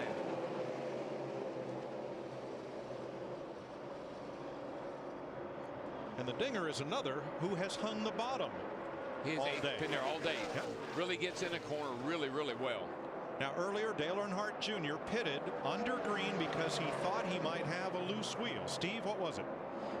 And Mike, they've been going over those tires. In fact, the Goodyear tire you see that's going on a stack right now, the tire specialist, Keith Weiss, wrote Goodyear, check dismount, 88. Goodyear engineers just came over to check it. The tires look like they're fully inflated, Mike. And Mike, one of the things that happens to these tires, they got an interliner inside of there, inside the outside tire. If you get that air pressure too low, that interliner will set in there and shake just a little bit. And I'm seeing a lot of cars that look like they got awfully low air pressure. I think that's where some of this vibration's coming from. Yeah, you have to keep that interliner about 12 to 15 pounds minimum over air pressure than the outer tire. Little audio from our pole sitter, Dale Earnhardt Jr. here. I can't count on my one hand how many loose wheels I've had in Atlanta, and it's just weird. It happens here all the time. It's like this track and how rough it is, worn out it is, you know, how soft the tire is. So just kind of works some loose more often than other tracks. I don't know. A lot of load here. Well, Darryl, you talked about it. It's a 1.5 mile racetrack with a mile of corners. You better believe it's loaded a lot here. You put more pressure on tires here than you probably do anywhere because of the speed you run, how hard you have to jerk on the wheel all the time, and then how fast you are through the corners. Speaking of fast through the corners, speak about that 24. Jeff Gordon right around Matt Kenseth, 5th place, 6th place now. The thing about Atlanta is you got the front wheels trying to turn the cars. You got the rear wheels with 850 horsepower trying to push you straight. It's a pretty big battle that goes on in that race car all day long. And then you got teams that bend the rear end to get the rear tires maybe pointing in a little different direction to overcome whatever else might be going on. They're pushing the envelope on a lot of things. These cars are all pretty yawed out, particularly on a track like this. See Denny Hamlin right there in that 11 car chasing down Montoya. Denny, how much faster he was in the middle of the corner versus that 42 car. But here's some good news. Talking to John Darby, when they go to the spoiler, he thinks they may be able to get rid, that the teams will want to get rid of that yaw because the rear spoiler will tighten the car up and you won't have to do it with the rear end housing. Which very well may happen here in a couple of races when we go to Martinsville the week after Bristol. Now, yaw is a term that comes from aeronautics. If a pilot's trying to fly the plane straight, but the back end is out to the right a little bit or out to the left because of air or whatever, or adjustments, the plane is in yaw. It's not flying exactly straight. Pitch is up and down, yaw is left and right. Here's your Toyota top performers, led by Denny Hamlin in 2nd. Marcus Ambrose was good in practice. 13th right now. Little battle here between teammates. 48's caught the 24. Not surprising. The 48 is hugging the bottom. Pretty much that's his usual G2 on a track like this. Yeah, I don't know that I ever saw the 48 up at the top even in those practice sessions yesterday, but he'll take that 6th position away from his teammate Jeff Gordon in the 24.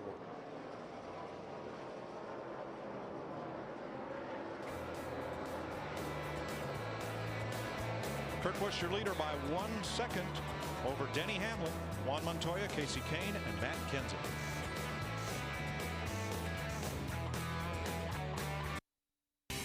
The Kobalt Tools 500 on Fox is sponsored by Sprint, proud sponsor of the NASCAR Sprint Cup Series.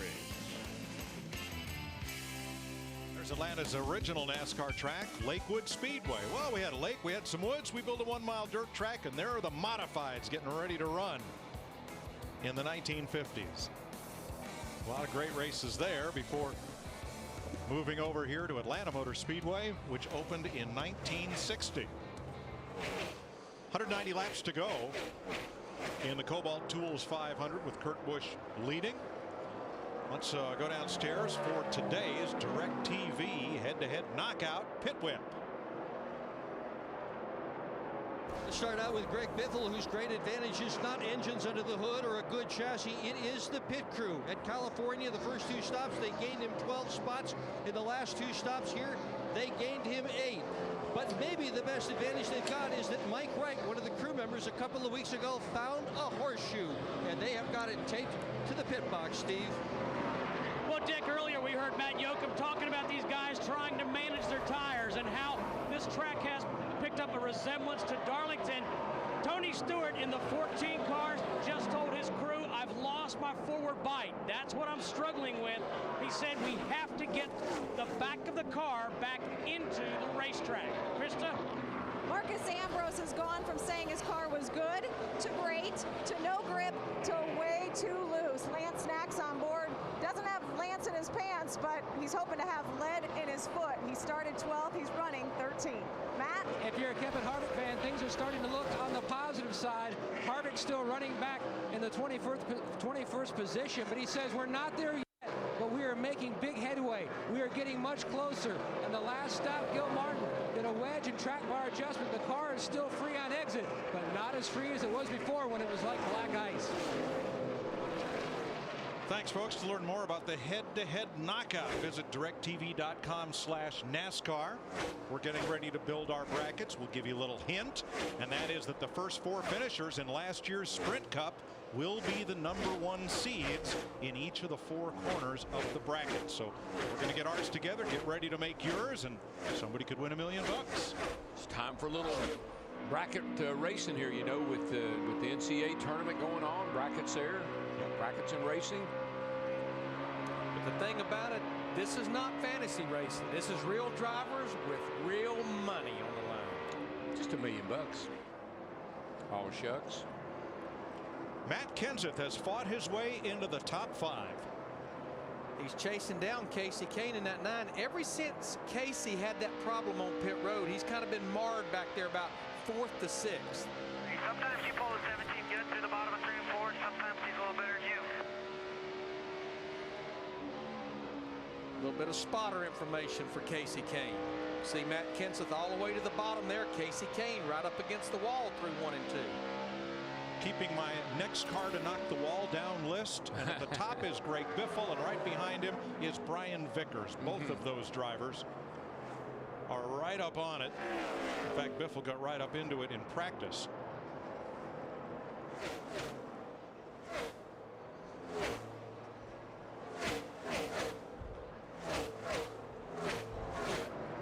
Jeff Gordon has slid out of the top 10, Matt. He's in 12th.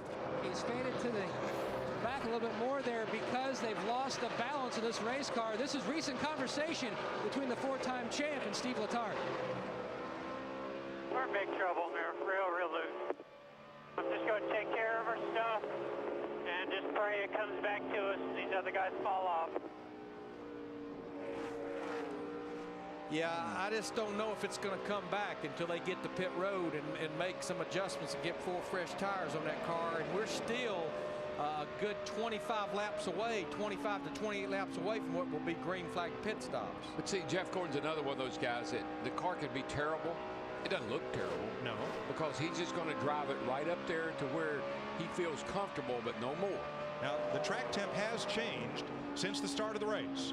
1 degree. Yeah, it's pretty overcast right now, so that changes things dramatically.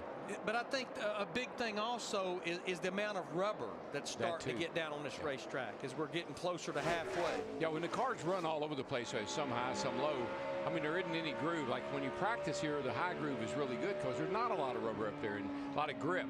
That goes away as the race wears on. Denny Hamlin had gotten within 0.3 of a second of Kurt Busch, and now you see Busch starting to stretch it out again. Saw that earlier. Yeah, I saw that earlier. And, you know, so I forget who it was caught up to him, and or Montoya caught up to him. He just kind of pulled off and left him. So he's driving a pretty smart race right now. This is a battle for 8th between Tony Stewart and Greg Biffle.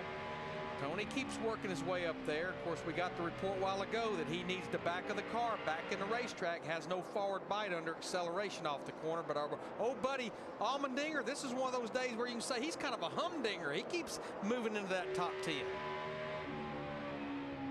He has really had a strong race. It's the color of the car. What do you call that? Avocado? That's as close as I can get. I like avocado. I like that. Pea green doesn't sound. No, I don't like that. Avocado. Here's Denny Hamlin. We just talked about him. Made that run up there to Kurt Busch. This is a battle for the lead. I just believe Denny Hamlin, that 11, Mike Ford, what they'd love to see is a really long run based on what we've seen for most of the race with this car. Now, Kurt stretched it out a bit. Did Denny Hamlin cool off his tires and then say, okay, we'll make another run, or what do you think? No, I think Kurt's car looks like it's got a little pushy loose. That time off turn 4, it was sideways a couple of times. Yeah, he didn't get off turn 4 at all that time. Denny Hamlin made up the ground down the straightaway, going to try to take the lead away through turn 1 and 2. I think he's got it. Ooh, he's almost had it. Kurt kept it wound up on the high side off turn 2. Let's see what happens. We've got that lap car of Kevin Conway in that 37 up there. Hopefully the 2 car was all that great around the bottom. I think he's a little better up high. I think he's going to, Denny Hamlin's almost going to get pinned behind that 37 car. Didn't take away much of his momentum, Larry. Now he gets to go hang the bottom again. Got to clear him this time. He's got a nice run right here on the bottom. What you love about this Atlanta Motor Speedway, this is what always promotes those great finishes. You know who loves this most? Montoya, because he's coming. He is reeling them in. There's that red dot. All that side-by-side racing has allowed Montoya to close back on the leaders to within about 0.6 of a second. Did you see that move that Montoya made off of 4 that time? He was high, and he just dove to the bottom. Picked up a lot of speed. Krista.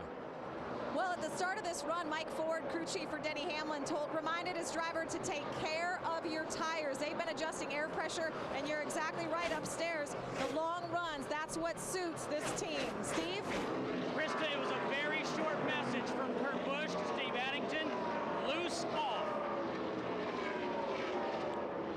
Kenseth and Kane, both in Fords, continuing to battle for 4th place. But just back to Denny Hamlin, you know, you just think about their first 3 races. His best finish was 17th in the Daytona 500, this 11 car.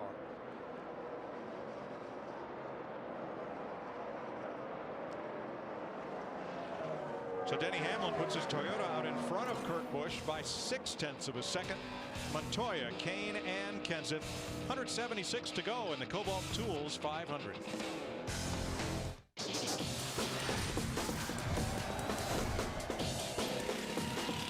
You're watching NASCAR on Fox.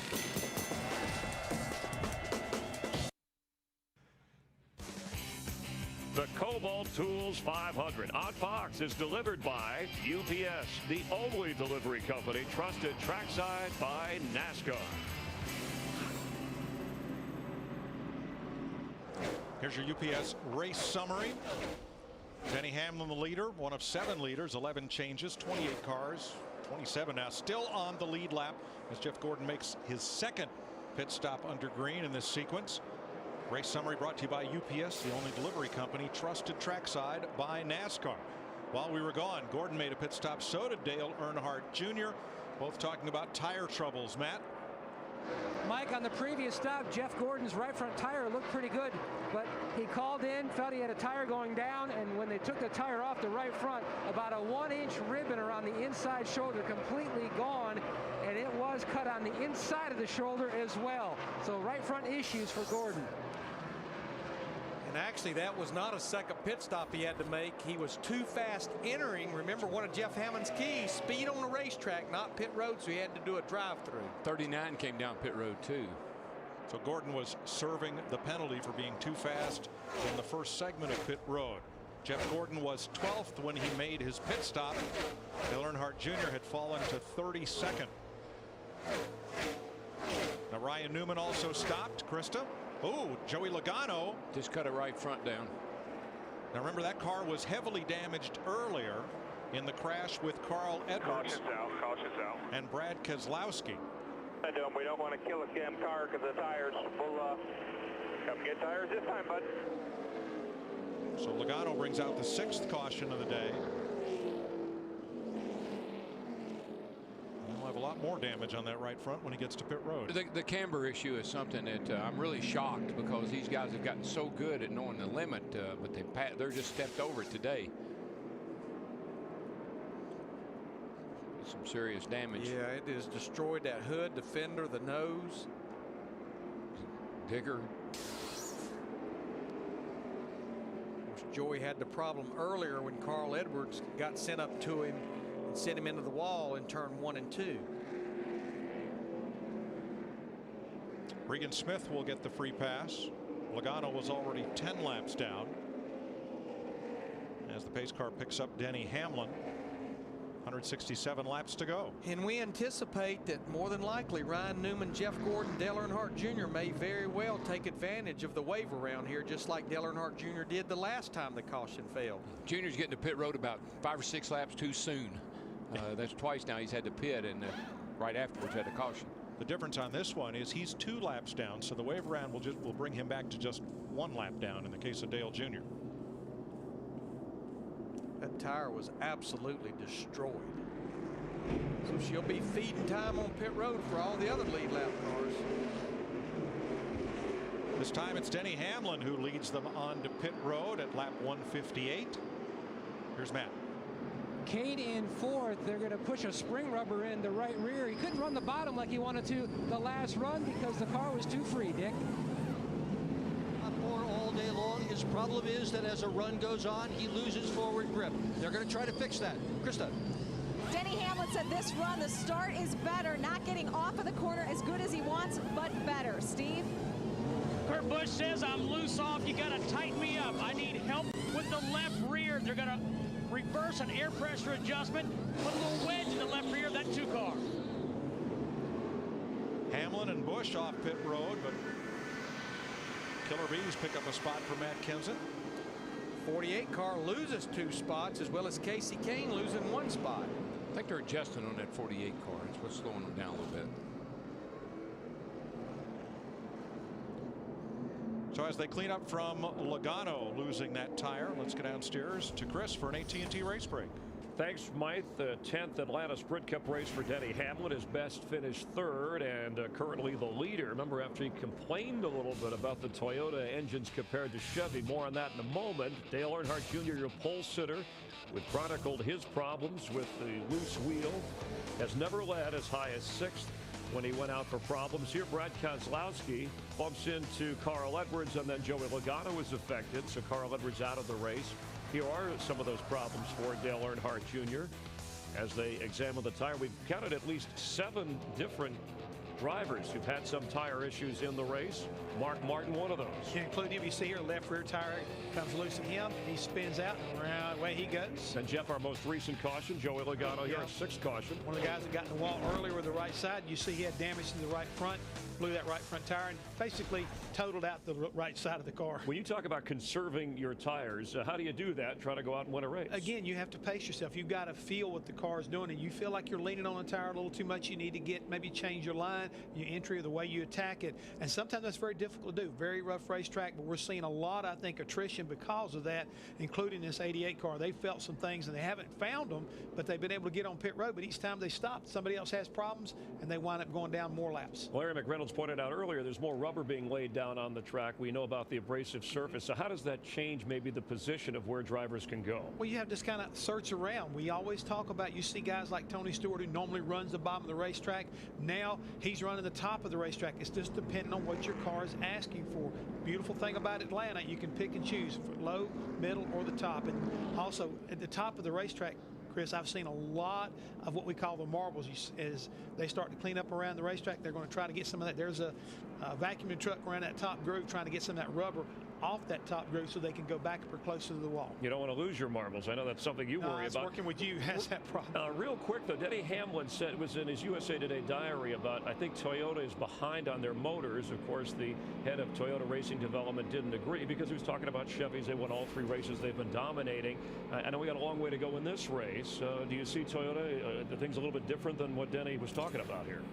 Denny looks to me like his car is working really well through the corners, and that makes him look like he's got better horsepower. Good handling race car here today is one that's going to get you to victory lane. You may have better horsepower than somebody else, but if your car's not handling and keeping the tires up underneath it, you will not win this race. Good competition up front, so it's not been all Chevy. Kurt Busch and his Dodge has led the most laps at 65. And text your opinion on who you think should win the AT&T Fastest Pit Crew of the Year award.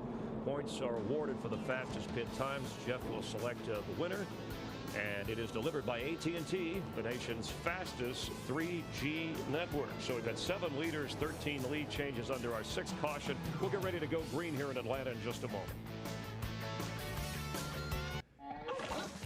The Kobalt Tools 500 is sponsored by Ford F-Series, America's best-selling brand of trucks for 33 years straight. Built Ford tough. By McDonald's. I'm loving it. and by AT&T, a better 3G experience.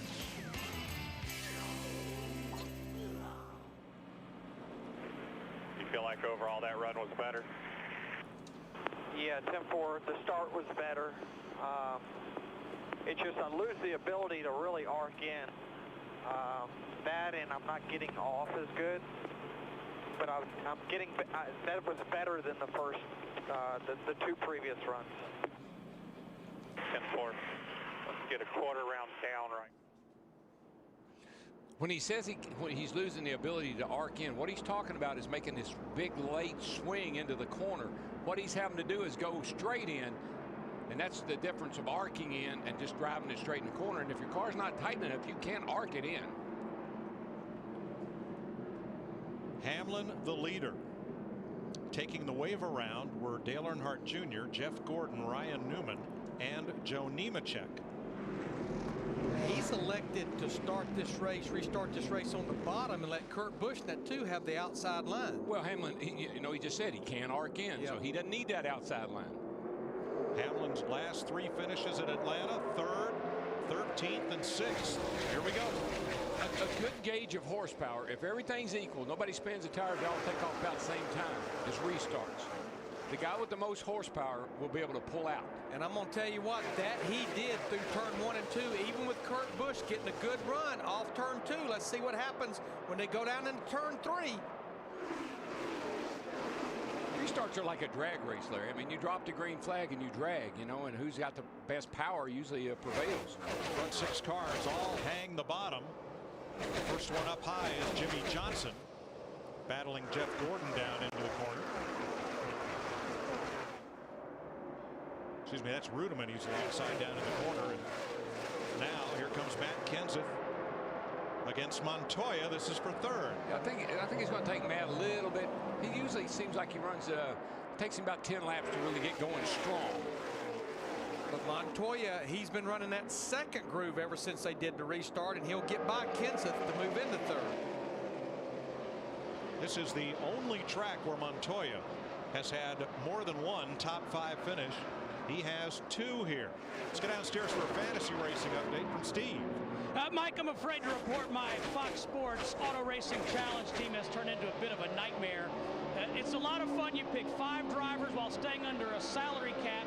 And what I try to do, Mike, I like to pick value guys. You know, Jimmy Johnson would have been the obvious, but I went with Paul Menard, Carl Edwards, Mark Martin, Casey Kane, and Jeff Burton. And right now, Casey Kane is my top driver. He is 5th overall, but it's a lot of fun. You go to foxsports.com. It's the Auto Racing Challenge. We do need to mention what happened to Jeff Burton is they elected to make a second pit stop under that caution. Now David Right rear. I think it, no. I think it's the right rear. I don't think it's engine. I saw a little smoke there, but I believe he's got a right rear down. And he was running in the 7th position. He dropped down to the apron in turn 3. No, Here's something in the bottom. That's not a, it's not a tire. I thought that right rear looked soft, but that's coming out the tailpipes. Not good. Just one flat. Down a cylinder. We'll have a look at it. It's a valve. That looks like it dropped a valve, maybe. Hamlin under a charge for the lead from Kurt Busch and Montoya. I'm going to tell you what, our top 5 is right there together because look at Montoya all over the rear bumper of that 2 car. Tighten it up at the front of the field. Everybody's getting their car better and better and better. Here comes Kenseth on the bottom. And there's Casey Kane in that 9 car. He's been working for 100 laps trying to overcome that problem on pit road. And there he is. Looks to the inside of Kenseth down the back straightaway. Kenseth got pushing up off of 2. He had to burp it a little bit. And here come the 9 car. Well, Denny Hamlin could not stretch out a lead here. He's got lots of company. Dick? Montoya has just heard from his crew, save the splitter. That's how intense it is up front, Mike. Ooh, save that right rear quarter panel, too. Woo. I got the splitter, boys. Don't worry about that. Not right rear. That's a whole different story. Well, I'm going to tell you what. One reason they're getting concerned is 5 of our top 10 just ran the fastest lap of the race. Look at Montoya. Just slams in there in the second. That's his perfect groove. He goes in a little high and then he dives to the bottom. Little encouragement to take the lead, get those 5 points. There's Casey Kane in the 9, led this race so much in the beginning. He wants to get up there and take that second spot away. Watch this line Montoya has down here. He may not even have to use it. Looks like Hamlin's going to let him by. He goes in really high, and then he just comes to the bottom. He kind of cuts down to the middle of the racetrack and picks up a lot of speed coming down the hill. See that gap? For the first time today. Nice shot. That's what I'm talking about, dude. Right rear. Juan Montoya is your leader for the first time today. He's the 9th different leader of the race. You're wearing him out. Say the splitter. Okay, now say the right rear. Save me some fuel. I would say with him, it's right rear tire and right rear quarter pound. I'd be telling that crew chief, give me a break, man. There's Casey Kane in that 9. Moves to the high side of Denny Hamlin. Takes that second spot away, but here comes Hamlin fighting back on the bottom.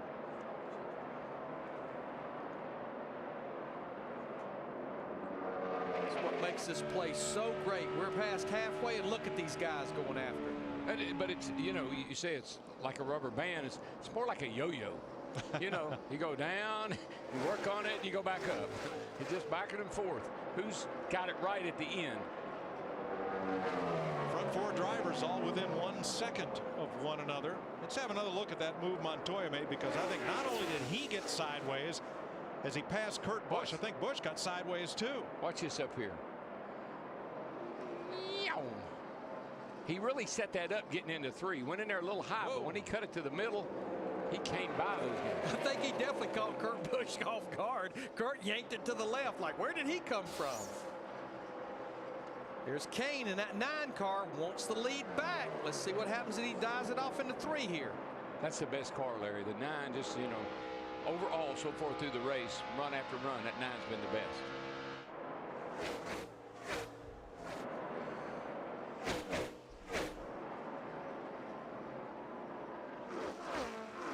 With the wave around, our pole sitter Dale Earnhardt Jr. now just 1 lap down, as is Jeff Gordon and Ryan Newman. Here's Steve. Mike, team owner Rick Hendrick has made his way down into the pits. I got to tell you, it's still a bit of a mystery down here. Tire specialist Keith Weiss said it might be a rear hub. I can tell you what it's not. It is not related to the rear axle problem they had in Fontana. Keith Weiss also saying they're looking at serial numbers, but these guys were standing here, Mike, with their palms up in the air. They're mystified. But Steve, although Dale said on the radio it felt like a loose wheel, you've seen no evidence of that? The tires are fully inflated, Mike, and that's what Keith Weiss is mystified about. He said they're fully inflated. We don't know what the problem is. And that's a head scratcher. And I mean, it's a very concerning anywhere, but especially the speed you're running at this place. I've had brakes. I've had a rotor be warped. Put your foot on the brake and it'll shake the whole car. Not saying that could be the problem, but I wouldn't count that out. Let's get an update on his teammate Jimmy Johnson in 6th, Matt. Jimmy's impressed so far with the progress they've made, Mike, on the 48 car. Loose on entry. It says it just needs a turn a little better in the center. But right now they feel pretty good where they are, making progress. Like we talked before, it's all about adjustments through the course of the race. About 148 to go. Now on the left, you see Chad Knaus, crew chief for Jimmy Johnson, Kenny Francis, crew chief for Casey Kane, talking to each other. Remember, we've documented the whole race. Those guys are pitting right beside each other, and they've kind of been on top of each other all day long in the pit. Well, I think that's a conversation where, look, I'll let you know when I'm coming, and you let me know when you're coming, so we don't come in together. And of course, Matt, the problem is the 9 car's pitting behind the 48, and with him leading the race, he gets to his pit box first. And Larry Mack, I was up in the 9 hall this morning talking to Kenny Francis when a crew member walked in and said, "Did you see who picked right in front of us?" And Kenny said, "Yeah, that's going to be an issue all day. We're going to have to make sure that we work together, but also stop shorter in our box so that we don't have an issue." Well, the good news is Casey Kane in the 9, Kenny Francis, they have a small opening behind them. And then out in front of Jimmy Johnson, which was a problem earlier, David Gilliland in that 38 car, he is actually down a lap or so now, so that kind of helps the situation. I'm wrong on that. Gilliland is still on the lead lap based on a little bit what happened a little bit earlier. Remember, the last caution flag stop, Gilliland waited a couple laps to come in so those two could get their business done and get back out. Kane is the leader, Juan Pablo Montoya in 2nd.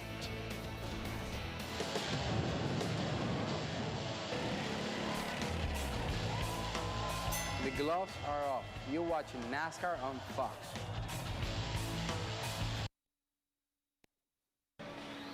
Starting April 10th, America's Pastime returns to Fox. Yankees, Rays, the Cardinals. You see them all the best players, the best teams, the best matchups every week. Fox Saturday Baseball, April 10th, special time, 3 p.m. Eastern, noon Pacific. Here at Atlanta Motor Speedway, 139 laps to go. Casey Kane, the leader, from Denny Hamlin, now second. Juan Montoya, Kurt Busch, and Jimmy Johnson. Well, let's have a look back at the 7th, 8th, 9th place battle. There is Brad Keselowski, whose right side is a mess, and yet he's been able to move up to 7th place, Dick, ahead of his teammate Sam Hornish. Yeah, and he started in the 28th spot, Mike. The setup underneath that car is very similar to the setup under his teammate Kurt Busch's car. In fact, Keselowski was probably with Kurt Busch more this weekend than he was with his own crew, Steve. Well, Dick, Sam Hornish has been battling a loose race car, but he just said my car's handling well. Might just be a tick off on horsepower, but she's driving well right now. And with that group, as he's been all day, there's Matt Kenseth slipped back to 9th. A.J. Allmendinger battling Greg Biffle, continuing for the 10th spot. Chartreuse. That is a green. It's called chartreuse. It's a yellowish green. There's a liqueur by the same name and the same color. It's an acquired taste, I guess. Matt? Well, Mike, we figured out the color of chartreuse. Now they're trying to figure out the wiggly loose thing that A.J. Allmendinger is describing with the 43 car. Says it's wiggly loose. Once again, the last stop, they made an air pressure change in the right rear to try to help that, but they're still working on that condition. That rhymes, and he doesn't even know it. Wiggly loose in the chartreuse. Paul Menard continues to have a very strong day, running at 12th, just ahead of Martin Truex, and Tony Stewart's on pit road. Yeah, just kind of dove down there all at once.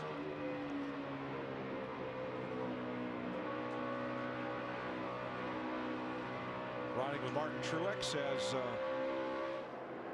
Stewart comes down to the attention of his crew and Steve Burns.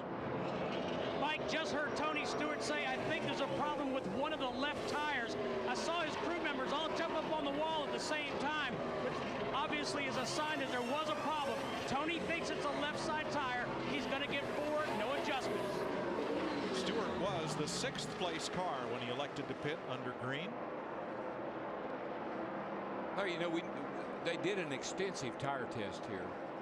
4 good cars, and look, Carl is going to make his way back out onto the racetrack. It's good shakedown here, bud. Then let's come to pit road, look at it, Chief. Yeah, Carl was involved in that 3rd caution back on lap 39. You know, people at home might say, why would they fix that car and come back out this late in the race? Because that's what you teach your team. You don't ever quit. As long as the race is going on, we get it fixed, you get back out. Well, go back to last year. Kyle Busch missed the chase. I mean, by single-digit number of points, all but. So every point is so valuable in these first 26 races. Edwards could pick up at least 3 or 4 spots if no one else falls out of the race if he completes the final 133 laps of this race. All right, back to Steve on the Tony Stewart stop. And Mike, Tony said he thought he had a problem. You can see right there, one of the Goodyear tire engineers has just come in. Tony's telling his team right now, I'll take some of the responsibility for that, but you can see what that tire looks like off Tony Stewart's car.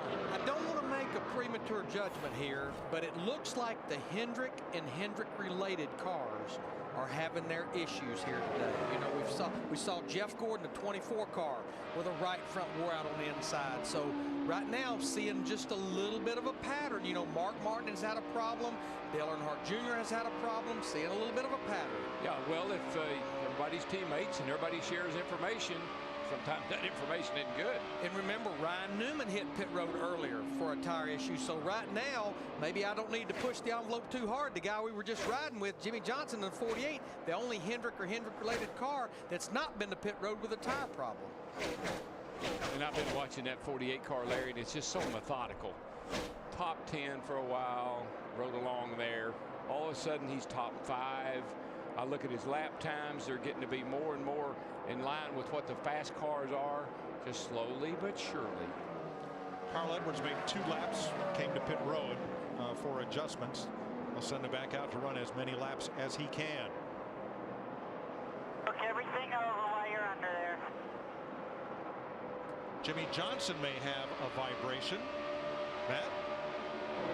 And Mike, he said he might have a possible vibration on that 48 machine. Really hasn't said much since that. We just had talked about him, that he's the only Hendrick or Hendrick-related car that has not been to pit road for an unscheduled stop. Chad Canal say don't like what I'm saying up here. He's gonna tell me to keep my mouth shut. Casey Kane the leader by 1.7 seconds over Denny Hamlin.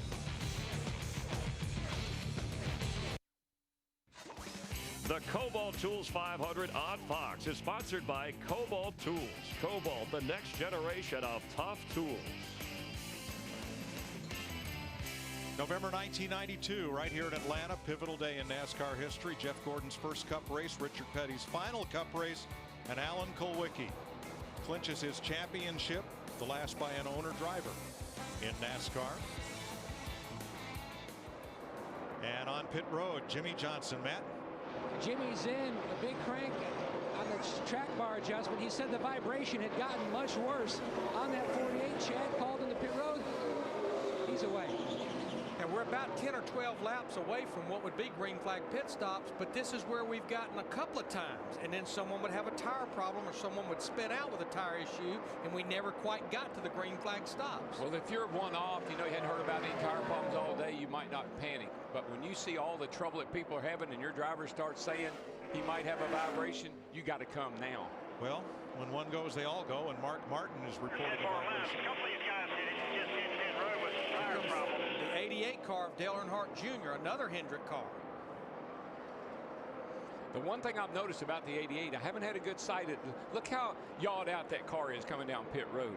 That puts a ton of pressure on that right rear tire. So with the right side hanging out in the breeze when the car is trying to go straight. And you're in the turn here so long with the car yawed out like that. I think that they're maybe creating some of these issues themselves. Third place battle. Kurt Busch coming back toward the front. What a day for the Penske cars. Jeff Gordon's way off the pace. Like he may have a problem. Well, he does have a problem. I don't know if it's a tire or not. He's had one earlier. I'd be willing to bet it very well probably is. Already 2 laps down. Looks like Gordon's going to work his way around to pit road, and here is Brad Keselowski, who is pitting out of 6th place. I think this might be the beginning of a regular stop, Dick.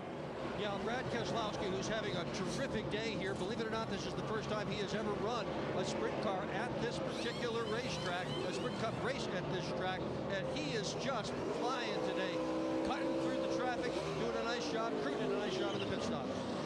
And Jeff Gordon makes it to pit road. Matt? He came on the radio and told Steve Letarte, I need a new right front. I feel like it is gone, and definitely you can see as it comes off, loads of brake dust, but also right around the inside shoulder, like the previous 3 stops, issues on that right front for the 24. Meanwhile, his teammate on the 48, they were still looking over their wheels because they didn't find anything amiss with the tires at this juncture. Now, if we cycle through green flag stops, these guys that pitted early, like Jimmy Johnson, they're out there running about 1.5 seconds faster per lap than like our leader Casey Kane, but it has to cycle through for it to work out. Boy, and then here's a, who's this? Is that Gordon coming back down there? Or is that Mark Martin? That's Mark. That's the 5 car, sorry. Meanwhile, Sam Hornish has climbed up into the top 5. He's 4th, Montoya's 5th. What a run for Hornish, who started out the weekend with a spin in qualifying. Yeah, we watched him, you know, we talked about his car and how bad it was handling. They have fixed that baby. Well, we talked about the tough day for the Hendrick team. Chris and Jeff have been monitoring some of the other multi-car teams in today's race. And Mike, the Penske team, Kurt Busch has led 65 laps. You were just talking about Sam Hornish Jr. Keselowski, we saw pit moment ago, is in the hunt as well as a team. Jeff Hammond. Penske's been up, down. They appear to be up again today. Yeah, they're up today. Last week at Las Vegas, they were definitely down, Chris. I had an opportunity to spend some time with Brad Keselowski, totally dejected, felt like that they totally missed the package. Coming in here, they qualified kind of poorly. Right now you're looking at Kurt Busch in the 2 car. He was the best of the Penske cars in qualifying. He wound up qualifying 11th. We see right now our Daytona 500 winner, Jimmy McMurray, on pit road. A lot of scheduled green flag stops as we're going through this whole deal. There's Elliott Sadler. But today, they've turned this qualifying deal around. Ryan Newman getting 4 tires on pit road. You also see Kevin Harvick, our points leader, coming off the pit road. But so much for Penske today, coming in here, all 3 cars being competitive, working their way from the back of the field to the front to be contenders. All right, real quick, obviously Kevin Harvick, we knew that he had a rough weekend coming in, but Richard Childress Racing, they've not been in the hunt, but Jeff Burton has just moved into the top 10. Yeah, he's definitely moved into the top 10. Some of it has to do a lot with the pit stops going on. And speaking of pit stops, let's go down to Steve Burns. Well, Jeff, you see Sam Hornish in the 77. He says his car is free on entry, really good through the center, just a little free off. Now, Kurt Busch says that his car has felt like it's a little whacked out. He said whatever we did to the left rear was wrong. Air in the front tires for the 2 car, Dick. On pit road, his crew has been absolutely solid all day. They haven't gained any spots, but that's only because Montoya has run toward the front all day. Allmendinger and Ambrose complete stops. Mike Bliss is in. Here comes Biffle and Menard. I mean, surprise, surprise. Who won this race last year? The 2 car, and all 3 of those cars are all running well, so I don't think it's any big surprise. Dick. And Greg Biffle is on pit road. This crew has been incredible all day long. They have gained spots for their pit stops. Krista. Paul Menard has been cranking off quick stops despite the fact that their rear tire changer sliced his hand this morning. He has 7 stitches. Paul Menard has a great race car. Brian Vickers is in. He's been running right at the top 10. Bobby Labonte. Matt Kenseth is in. Matt Yoakum. And Matt was telling Todd Parrott, his crew chief, basically the car was tight for the first 20 laps, and then it swung back to the free side. Air pressure change on the 17. Meanwhile, the leader, Casey Kane, brings his Ford almost a collision with the 34, getting to his pit box. Casey said the car had gone more free on that last run. They were talking about a chassis adjustment, definitely going with an air pressure change on this 9 solid stops so far by the Bud guys. Martin Truex and Scott Speed complete their stops as we're in green flag pit stops with 113 to go. Here comes Kyle Busch in the 18 car. Remember, he had a problem earlier, and I think we're going to see Denny Hamlin at 11 car. You can't stay out there on these old tires. They will absolutely run over you with those fresh tires. Krista? Denny Hamlin had come in, and Mike Ford said, when in this run did your car get loose in and loose off? The answer, 26 laps in. It didn't start to get loose to the point where it bothered Denny Hamlin until lap 202. A very good race car for the 11. They make just a small adjustment. They've been making small adjustments all day. Max Pappas is in as well. Kyle Busch's service is done. He is out. And Boris Said almost comes to a stop in the pit lane, trying to get down to the pit road speed average in that first segment. A little trouble on the 11 stop there. They had trouble on left front. So that leaves Jeff Burton and Bill Elliott as cars that have not been in and are running first and second. Elliott's won so much here. He's George's favorite son. They've named a grandstand for him. And of course, Bill Elliott, Jeff Burton would love to see a caution right now because we only have 10 cars on the lead lap until those 2 guys come to pit road. Let's show you what happened on the pit stop for Denny Hamlin.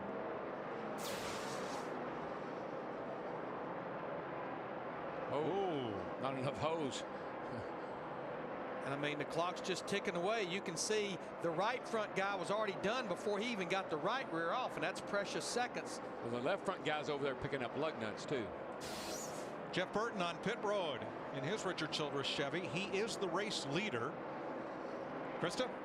And this could get interesting. Jeff Burton only has brakes on the front of the car. He had to kind of just wiggle it in a little bit. They were worried they may not have enough brakes to even stop in the pit stall. And Jeff Burton actually had the best rear grip that he's had all day on that run. Bill Elliott climbed the hill in 1 and 2, almost to the wall. He's out of tires. He is bringing the Wood Brothers Ford to pit road. So we have now cycled all the way through. Casey Kane had such a lead, even with pitting later than these other guys. He's going to assume the lead, but the real winners on this deal, remember, Jimmy Johnson pitted back on lap 201 and Tony Stewart on 189. They got advantage of those fresh tires. They are running second and third now. And remember, Keselowski, he pitted early. He's running fourth in that 12 car. And it doesn't ever surprise me with this car that we hear people having brake troubles. Oh, pass-through penalty for Jeff Burton. Too fast entering the pits. If you don't have brakes, you know, you can't slow the car down. My point about the brakes is this car uses more brake.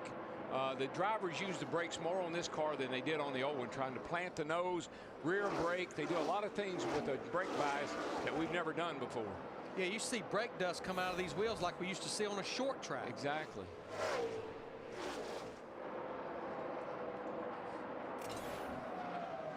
.108 laps to go. And Casey Kane out in front of Jimmy Johnson by 4 seconds. Kane trying to back up his win here from last fall.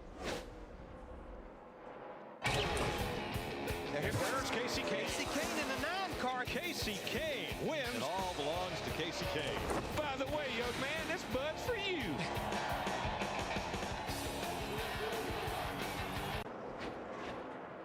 Sprint brings you an inside look at what's happening now inside the NASCAR Sprint Cup Series. Top speed Jeff Burton 180.94 miles per hour. And at this moment, Jimmy Johnson would take over the Sprint Cup Series point lead. He is running second, and Kevin Harvick, who came into this race with the point lead, is 22nd. There's a look at the difference based on where they're running right now. Not a great day for most of Hendrick Motorsports, nor is it a stellar day for Richard Childress Racing. No, but that 48 car just keeps inching closer and closer to the front, and we got a caution. Debris on the front straightaway will put us under caution for the 7th time today.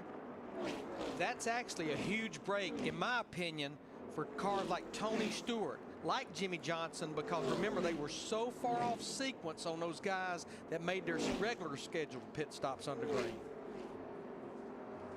There's Stewart running in 7th. Yeah, Tony was going to have to pit probably in about 15 laps with that 14 car.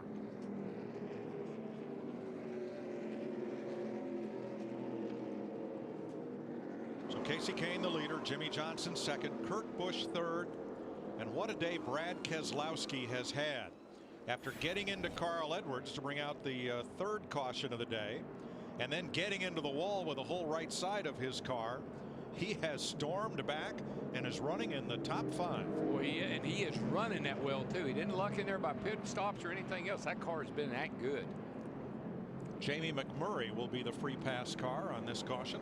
And I think it's been long enough since everyone made their stop that everyone will come to pit road for 4 fresh tires, because we are now right at 100 laps to go in this 500-mile race.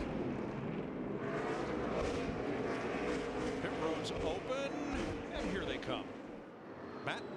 Mike, just like on the interstate, the 9 team is worried about the 48. The 48's worried about the 38. Everyone's going to try to stop short in their box. Casey Kane said his car's a little free, no changes. The same thing for Jimmy Johnson. He said he started to get free on that last run. They're going to make a track bar adjustment. Dick? Brad Keselowski pits out of the 4th position. They're going to make a minor chassis adjustment in the car and 4 tires. Jay Guy has done a great job running this team, Krista. Mike Ford told his crew, we got to get that time back from that bad stop before. 4 tires. Steve. Mr. Kurt Busch says his car is better. A little loose in, a little loose off, and a little air in the right front for the 2. Once again, David Gilliland does not pit, so he is the race leader. Look at the gain at Allmendinger, that 43 car. Picked up 3 spots, and it doesn't matter who's guiding the ship for that 17 car. They prevail on pit road, 5 spots. Car's good, pit crew's better. 99 laps to go in the Kobalt Tools 500.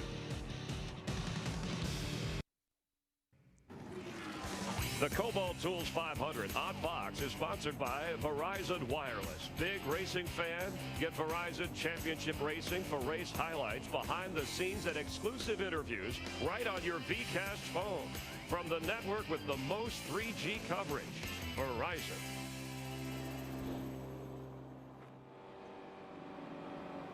How were you before that? Were you decent early running? You'll have to go off the lap times. I mean, I was passing so many cars a lap that I don't even know if I had a clean lap for the first 5 or 8. Yeah, I can't tell by lap time. Jimmy Johnson running third behind Casey Kane and Kurt Busch. He and crew chief Chad Knauts. You know what I like about them? What I really like about those two guys, even when it's going good, they still challenge each other. I mean, it's not cranky and it's not, you know, not snippy. They just kind of challenge each other. Did you say cranky? I think that's what he said. What do you think? I think we ought to crank it up on this restart.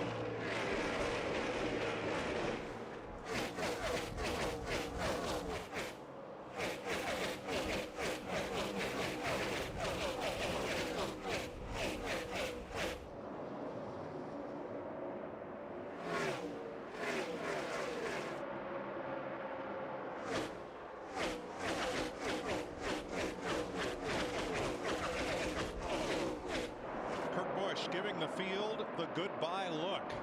Look at how he stepped it out over Casey Kane in just a couple of laps. It's 1 second back to Kane. Then Hamlin, Johnson, Kenseth, Allmendinger, Keselowski right there. Allmendinger and Keselowski, those are two guys that have just, and Sam Hornish. And these guys are not just there by luck. They are running today, man. The top of the day, we talked about the 83 Vickers, the 98 Menard. There they battle for 13th place. And here's the race for third. This 48, he gets all he can get when those tires are fresh and he's on sticking tires, and he doesn't mind going to the top or going to the bottom. You know, Larry, you made a point, and I think it's a good one, about some of the Hendrick cars are maybe having to push the envelope a little too far. When would be a good time to do that in a season? Early in the season. Do your testing now. Roger. If you're missing Montoya, he's back in 9th place between Biffle and Hornish as they slug it out. Well, and I think Dick Bergman was telling us at a break that he didn't have the greatest pit stop the last time, and he was starting to complain about the car starting to really slide around. No grip in either end. Jeff Gordon is 2 laps down.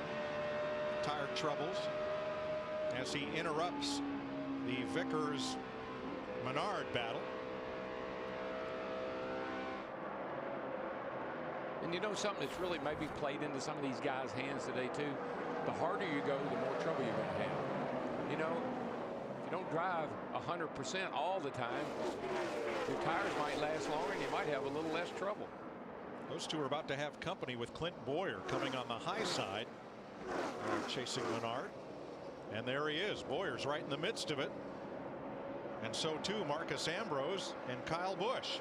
All these cars are racing for position for 13th. And just remember, Boyer and Kyle Busch are both cars that had some tire issues earlier and had to come to pit road for unscheduled stop. They fought their way back. Hey, Chris, what's the strategy down there? Well, DW, you just nailed it. This is not a sprint, it's a marathon, and that's what the 11 knows. They can't run hard all the time. In fact, the word they used midway through this race, maintain. Well, The problem is she's going to become a sprint here very shortly because we're down now to less than 90 laps to go. It's all right. But I love this. Who would think you'd have such a whale of a battle for 13th place with 89 laps to go? All those guys that are in trouble. Jeff Burton trying to come back from that speeding penalty. And Mike, you mentioned Jeff Gordon 2 laps down. Dale Earnhardt Jr. in that 88 car you see right there. He as well is 2 laps down, our pole sitter. And Burton in the midst of that, but he is 1 lap down. In fact, he's the first car 1 lap down. Scott Speed right in the midst of it. He's on the lead lap. Has been all day. He is 18th in the 82. Speed's car seems to stay better longer. It gets going in the long run. Really picks them off after a few laps. Up front, Kurt Busch's lead disappeared. Casey Kane set to capitalize. 6 of Kane's 11 wins have come on mile-and-a-half racetracks. Steve, what happened to Kurt Busch's lead? Well, I just think it's the 9 car has gotten better, but Mike, we want to play some audio. Listen to how much fun Kurt Busch is having in that 2 car. I was wide open through 1 and 2. Bad to the bone. Let me tell you, if you're wide open through 1 and 2 right now in this race, you are bad to the bone. Well, and I think one thing that's starting to help that is we're hearing that the track temperature is coming down. I think it's mainly in 1 and 2 because those billboards are starting to really shade that racetrack. It's gaining some grip. But I've just seen it pretty much all day. That 2 car is pretty fast for maybe 10, 15 laps, but then the 9 seems to be a little better 15, 20 laps on into a run. Matt, what do they say? And DW, Casey's moving around a little bit. Earlier in the race, he was right down on the bottom yellow line. Then he started to lose the handle and was running a lane up. He's been able to try to migrate back down to the low side, working on Kurt Busch, but his car just a tick still on the free side.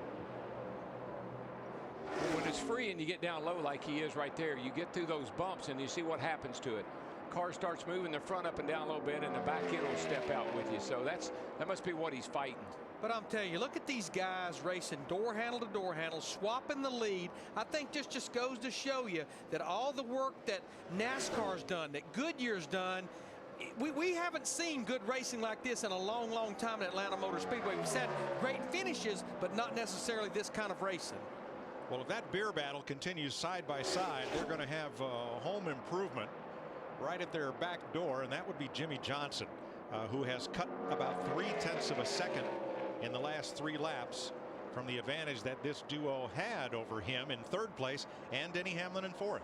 The 48 is lurking just like he did last week, watching the race, liking what he's seeing. Y'all boys going up there and race each other. I'll sit here and watch for a while. 83 laps to the finish.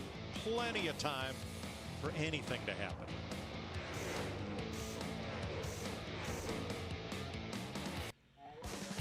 The Kobalt Tools 500 is sponsored by Chevy. Every model is backed by a 5-year, 100,000-mile powertrain limited warranty. By Napa, Napa know-how. And by Coca-Cola. Open a Coke and enjoy the race. 77 laps to go in Atlanta. You're watching race leader Casey Kane from our aerial coverage brought to you by DirecTV. It'll change your life. Call 1-800-DirecTV. Let's show you the lead lap cars beginning at 21st place with the number 21, a 5-time Atlanta race winner, Bill Elliott. What helped him was that caution. When he stayed out and led some laps, that caution came out just right for him. Started 34th. Now Sam Hornish has been in the top 10 much of the day, but he slid back to 20th. Steve? And he may have a problem, Mike Joy, which is a shame. As you said, he got up to the top 10. I mentioned a while ago that he may have a horsepower problem. Well, it's actually a power problem. He said he has switched ignition boxes. The crew has a backup battery ready in the pit. So it's not horsepower. It may be just power in general. We're getting into that last 100 miles where this place starts taking a toll on engines. This is when you don't want any achy breaky parts. I'm telling you, they're getting tired. 18th is David Gilliland. Got to tell the story again. His car owner Bob Jenkins was watching racing on TV, told his wife, I want to start a race team. I want to be in Sprint Cup racing. And his wife said, we don't even own our road car. We lease it. You want to buy race cars and a race team? Gosh darn it, he's got a multi-car operation and doing well. But I'm going to tell you what, as we look at Scott Speed, that's in the 18th position, back to Gilliland. Remember, that's a guy that I think's been more than a fair sport, staying out an extra lap on pit road that leave the opening for that 48 car. Yep, hasn't hurt him. Scott Speed's had a good day. And how about Kyle Busch for the elevator ride of the day, being up and down and up and down, and he's trying to fight his way back, Kristen, out from 17th. Yeah, I guess that would be a little bit like a yo-yo. You know, he raced in the truck race yesterday for his own team, and competition director Rick Wren called Dave Rogers last night to give him tips on this tire. They have had tire issues. At one point, Kyle Busch told his team, get the plane ready. He was ready to go. Now he's going in the other direction, climbing back up the speed chart.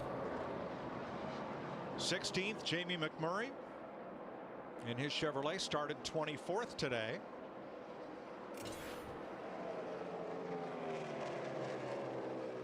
And up to 15th, Brian Vickers. He's flirted with the top 10. Vickers started 26th in his Toyota. By far the best run they've had in a long time.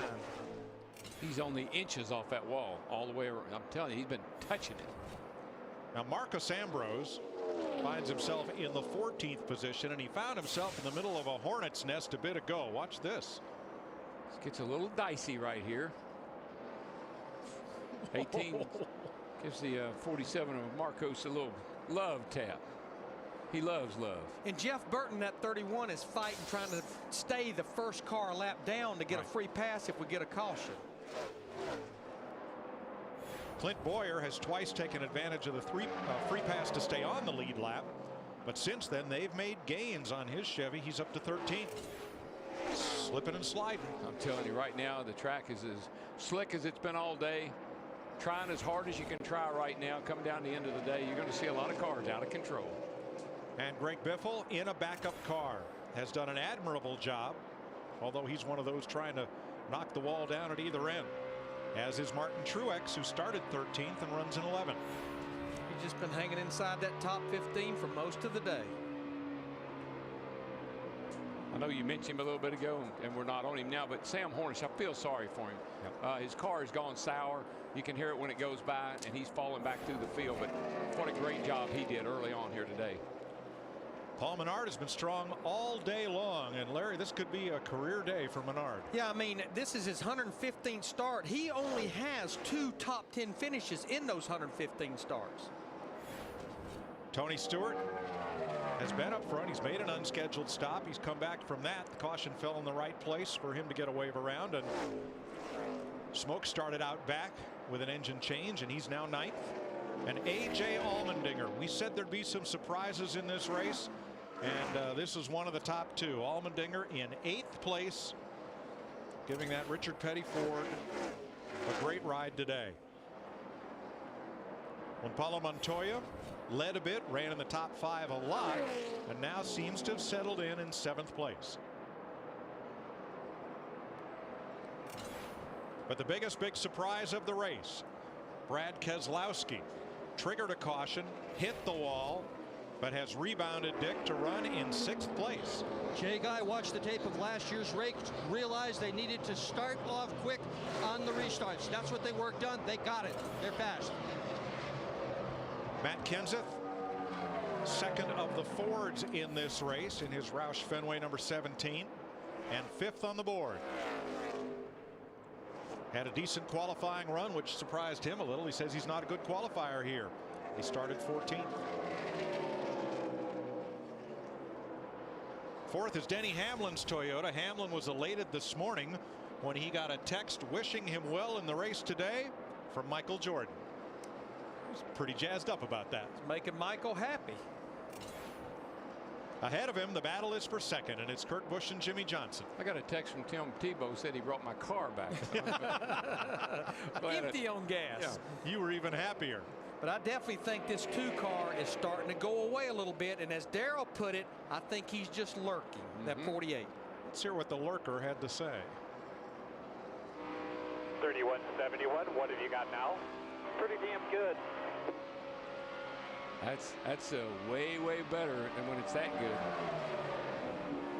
He is 2.3 seconds behind race leader Casey Kane, and battling Kurt Busch, last year's winner, for second.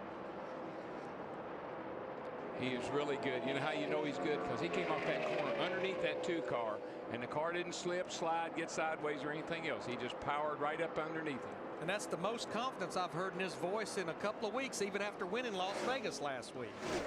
Steve? Mike, Kurt Busch just told Steve Addington, I'm tracking a little bit to the loose side. They're already talking about their adjustments for the next pit stop. They're going to drop the track bar and drop some air out of the front tires. Boy, that 48 car had his hands full then, didn't he? Take back what I said. Good job, bud. Good job. Let's see that again. He's trying really hard. He wants to get around Kurt here, but oh my goodness. You know what that looked like? Too much rear brake. That's right where you would apply a little bit of brake to get that car to turn. May have just stepped on that brake pedal a little too hard.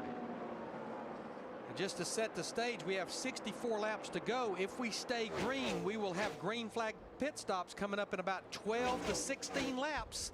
Might be the money stop. When you do that, though, you get your right rear tire mad.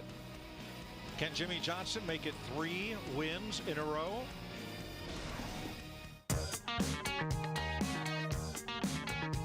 It's going to take brains and brawn to finish up front.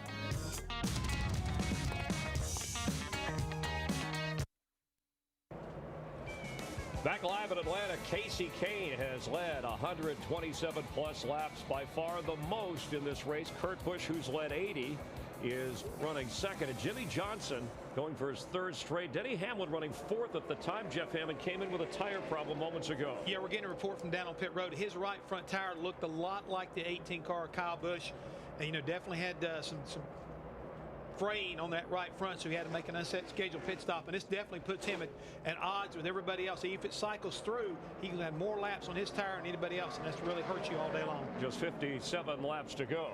And watching that car, Dale Jr. was definitely sideways right there when the 5 car of Mark Martin. Take a look at this, Chris. Coming off his corner, Mark kind of started looking underneath him. You see the 88, he gets sideways. You can see him inside there, working it inside there. You can see his hands back and forth, trying to save that 88 car.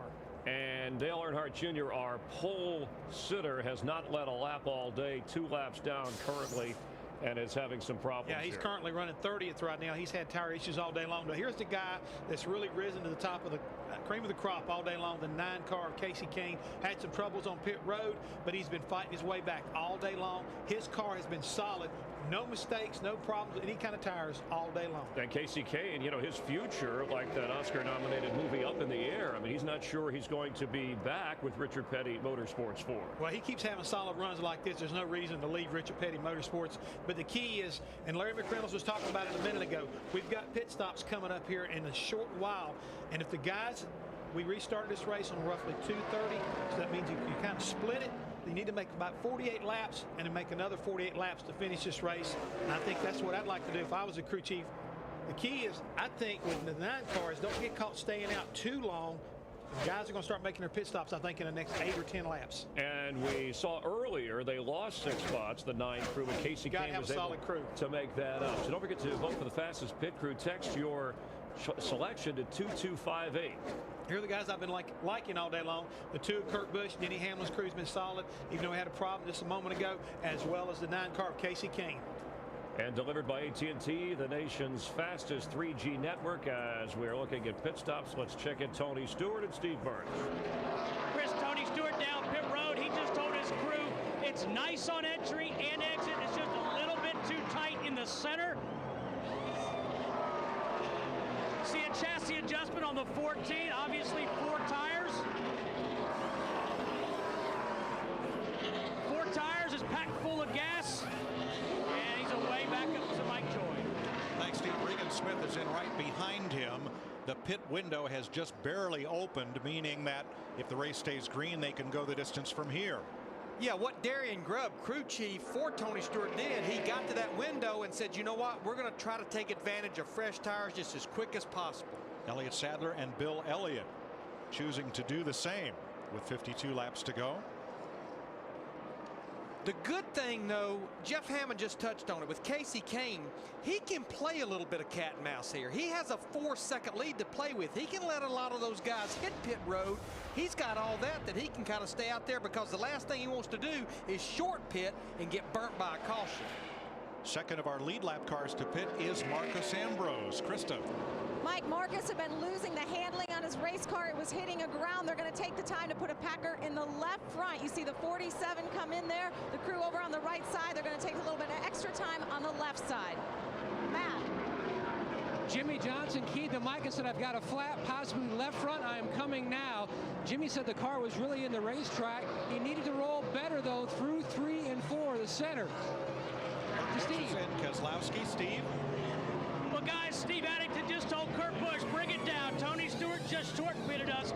Kurt says I'm loose everywhere. They're going to make a track bar adjustment for Kurt Busch.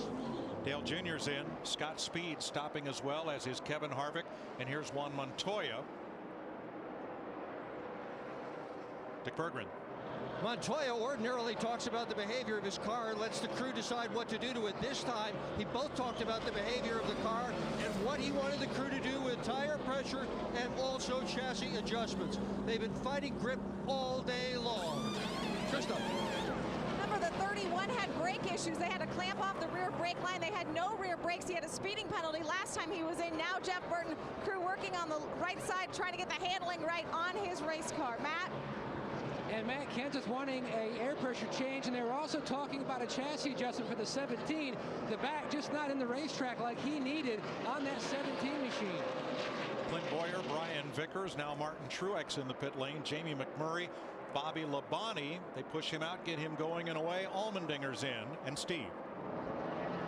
Martin Truex Jr. battling the handle on that 56, but he said about 10 laps ago has gotten pretty good. His concern is he's running a little bit warm. 4 tires and an air pressure adjustment for Truex, Matt. Steve, Casey Kane says the car started out really well at the beginning of the run, but then the back end just came out of the racetrack and lost a lot of the forward bite. Paul Menard is in. What a great race he's had today. And Mark Martin pits. Krista? Great race indeed for Paul Menard. In fact, his race car is so good right now, they are making no changes on the 98. Just 4 tires and fuel. At one point, he was the fastest car on the track. Mike Bliss in and out. 4 tires for Mark Martin. And 2 penalties. Bill Elliott too fast entering. He's already been in to serve that penalty for the Wood brothers. Jeff Burton, second time today, he's been nabbed by the speeding police. 3rd race in a row, too. He got one in California, got one in Vegas, he got 2 today. And I'm corrected, Bill Elliott was missing a lug nut. That's why he had to come back to pit road. Jeff Gordon's in, Boris Said, and Max Pappas. Very few cars out of this race. Nemechek, Rudeman, Blaney, McDowell, Robbie Gordon. Everybody else still on track. Without it, get it hard, get it hard, get it, get it, get it, get it, get it, get it, get it right there. So Denny Hamlin is your race leader over Kurt Busch. I don't know, not for long. Here he comes. All right, the reason that the 11 is leading this race, remember, he made that pit stop on lap 266 with 59 to go. My concern for him, he's not going to make it without stopping. Kurt Busch should be in good shape. Now, the reason the 2 car is so far out in front of the 9 car is he pitted about 4 laps before the 9 car, got advantage of those fresh tires that much. Yeah, if you want to see the real gap, the 9 to the 48, they pitted together. And that's the 9 up here in the middle of 3 and 4 and the 48 back here. So that's the real gap if you want to tires to tires. Well, the 11 car used Kevin Conway, the 37, a lap down car, as a pick that time. Little strategy audio from Denny Hamlin's team. We left short, all we might. We're right on the border. We can make it on fuel right here, but none to spare. And there's so many things you have to factor in that. Remember the new rule that we have 3 attempts at green, white, checker. But the thing I will say, normally the trends say, remember FedEx understanding the race, we always get a caution somewhere between lap 25 and 35. These guys with fresh tires versus old tires, it's like they catch them up so fast. The guy they're catching up to doesn't know which way to go, man. I've seen a couple of near misses.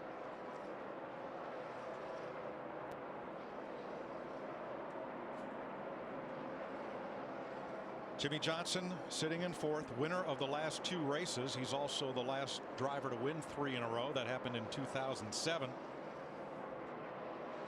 And here's Matt on the 48. Mike, the wear pattern issue that we've been following on the 24, Jeff Gordon on that right front, similar issue for Jimmy Johnson, although his looked much worse than Gordon's. About 2 laps before he said, I've got to hit pit road, he radioed the Chad Knaus. I picked up a slight vibration. Great call by the driver. Called an audible, came in a couple laps early so they wouldn't have any bigger issue with that right front. Tell you what, that 11 car can make it on fuel, but his biggest problem is engine number 9. Look at that 9 car of Casey Kane. He's getting back in the gas about 20 car lengths for anybody else and really accelerating up off these corners, and the car's sticking for him.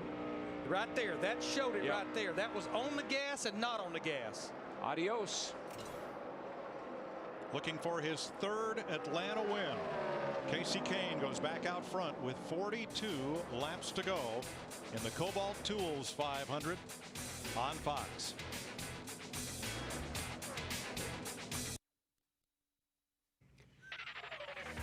The Kobalt Tools 500 on Fox is sponsored by Sprint, proud sponsor of the NASCAR Sprint Cup Series. By Subway Restaurants. Now any regular footlong is just $5. Any. So hurry in. And from Warner Brothers Pictures Clash of the Titans, the Clash begins in theaters everywhere April 2nd. Sprint brings you an inside look at what's happening now inside the Sprint Cup Series. That's how many eyeballs are glued to Fox and to NASCAR Sprint Cup Mobile. Biggest mover today, up 32 positions, is Tony Stewart. You saw the pace car leading the field around under caution. Here's why. It's that left front tire. Denny Hamlin cuts down a left front, and the debris puts us under caution for the 8th time today. Pit road is open. Here's Matt. Kane stopped short in his box. He would like to have pushed in a spring rubber, but he didn't want to take the time. No changes for the 9. Meanwhile, Jimmy Johnson says he's got decent grip. More of the same from the last stop.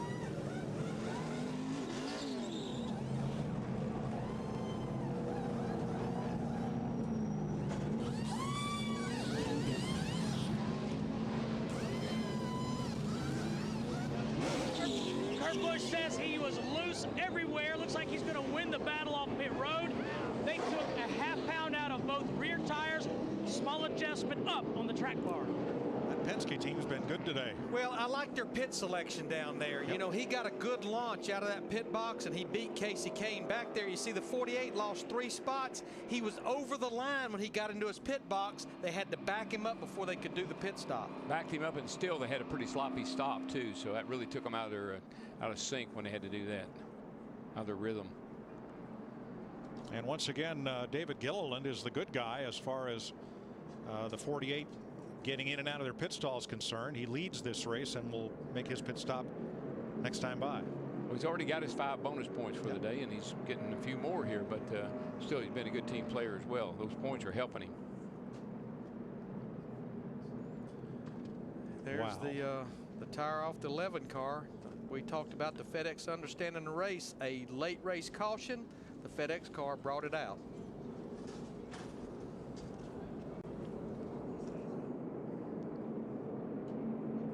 Chris Myers. Mike, just a quick recap here. 28 lead changes, 12 different leaders today. And if you tuned in a little bit late here in Atlanta, remember that Dale Earnhardt Jr. won the pole, his first pole in nearly 2 years, but never led a lap. Kyle Busch did lead 22 laps. We had 3 cautions in the first 41 laps. I really thought it was his fault, but that replay Keselowski doesn't look into Carl Edwards. Looked like it was as malicious as I thought.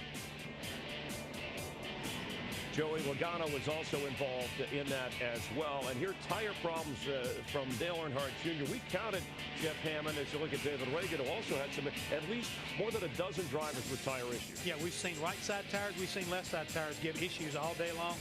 And that's been the one thing that's been kind of plaguing everybody. As you see here, Joey Logano, he loses the right front tire. We're taking a look at Tony Stewart's car, a left rear off of his number 14 car. So tires have been a big part of today's race. And Denny Hamlin moments ago with the tire issue, bringing out the 8th caution. We've had 9 this season at Daytona. That's been the most. But Jeff, other than the tire issue, the one constant, Casey Kane and Kurt Busch, how well they have run today. We know how good Kurt Busch is at this racetrack, but today Casey Kane has been just equal to the task. Every time you turn around, these two guys are battling. But so far, I think Casey Kane has got the better car in the long run. But we've only got 35 laps to go, so it's going to be basically dog eat dog, and you got to get up on that wheel if you want to win. And Jimmy Johnson, who came in going for his 3rd straight win, we just saw that he lost 3 spots on the latest round of pit stops. Yeah, I understand they had a little bit of a miscue. He got in a little bit hot, got over the line, had to back him up. And then Darrell said they had a little bit of sloppy pit stop. But 2 guys right now that's in 3rd and 4th you better keep an eye on. That's Matt Kenseth and Brad Keselowski. Let's head back upstairs to Darrell, Larry, and Mike. It's Chris from Warner Brothers Pictures. Clash of the Titans. The Clash begins in theaters everywhere April 2nd. Well, you know that old saying, if you got them, use them. You got them. You got them now. You don't have to worry about no long run. Matt? And Mike, we've talked a lot about issues up and down pit road all afternoon with different teams, and this is some conversation between the 48's crew chief and driver. I'm sorry, guys. Was the pit sign still out there, or did I just blow through it? Hey, you just kind of went through it. Right when you get your eyes checked this week. No, I just, when I came over, when I looked in, after trying to dodge the guy in the 9 car, I just didn't know where I was supposed to stop for whatever reason. Thoughts of Jimmy Johnson? He will restart 7th. Now, Marcus Ambrose had a commit line violation. He'll start at the tail end. And I think you see right there, look at the difference between Kurt Busch and Jimmy Johnson, especially on the right side. That's where the real difference was. You can see the jack and the left side pretty comparable, but that right side, which was all about going across the line, having to be pushed back before they could complete the stop. 34 laps to go, 33 at the stripe when they get the green. 6 of the last 7 Atlanta races have had a caution within the last 25 laps. I don't know that we're done yet. Oh, no. What are we doing here? We're all grouped up, and everything is on the line. You're going to drive harder and take more chances now, and you have all day long. Green flag, 33 to go. This is what it's all about. Trouble right here, front Alfie. straightaway. Yeah, no kidding. In the wall goes the 13 with the 19. Elliott Sadler gets tied up with Max Pappas. No yellow yet. I think these guys are going to get going. Pappas has got to. No, the 13 is going to probably throw rubber all over the racetrack. Something will happen here. You know, you can. He gets down to the apron. We're still green. Stay below the yellow line. And here comes everybody. Caution waves. Yeah, there's no way the 13's got a right front tire coming apart. Well, all those wave around cars, that's what they were banking on right there. A lot of them got back on the lead lap, Mike. And there were about a dozen of them that got waved around. Mark Martin, Bill Elliott, Bobby Labonte, Jeff Burton, bunch of guys. Oh, somebody hit Elliott Sadler, and he got turned right in front of Max Pappas. Sadler in the white car. And you could just see him get turned. So easy to spin the tires, miss a shift, and get run over from behind, and that's what happens. You get a chain reaction. The free pass car is Mark Martin.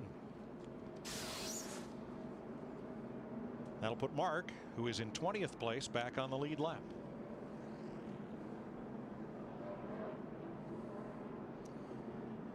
Pits will be open. Any takers? Oh, you might have some of those guys that just did the wave around that didn't come to pit road that time. I'm sure they will be on pit road to go ahead and get 4 tires and maybe more adjustments. These guys look awfully ready right here. For being in 6th place, and Jimmy's coming. 48 car. Yep. He's on pit road. He is on pit road. Matt's waiting on him. And Mike, shortly before we went back to green, Chad Knaus asked Jimmy Johnson when he was swerving back and forth, cleaning the tires, did he feel anything dragging or possibly even rubbing in the front? He said no. But they showed on the inside sidewall of the right front that something was indeed rubbing. So they brought him back down. You can see work going on that right front. Chad wanted to take it off and just see if something indeed might have come loose or rubbing. They are definitely going to work on that right side. Well, with all the issues they've had today, this is a great time to make sure. Looks like maybe a fender bracelet probably happened right here, Larry. Yeah, we heard some radio transmission that he did not even know the 39 was there. That actually happened well before that last caution. I didn't know he was outside of me, man. My bad on that.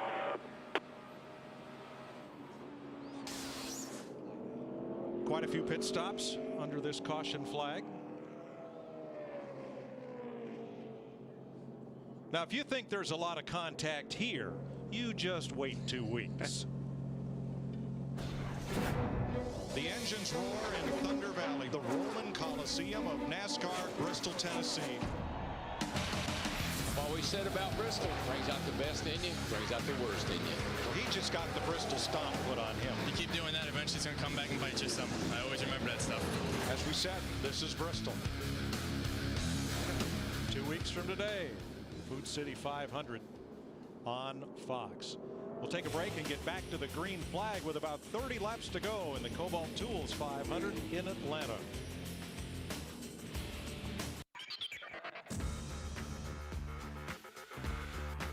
Back them up, back them up, back them up, back them up. Go, go, go, go, go, go, go, go, go.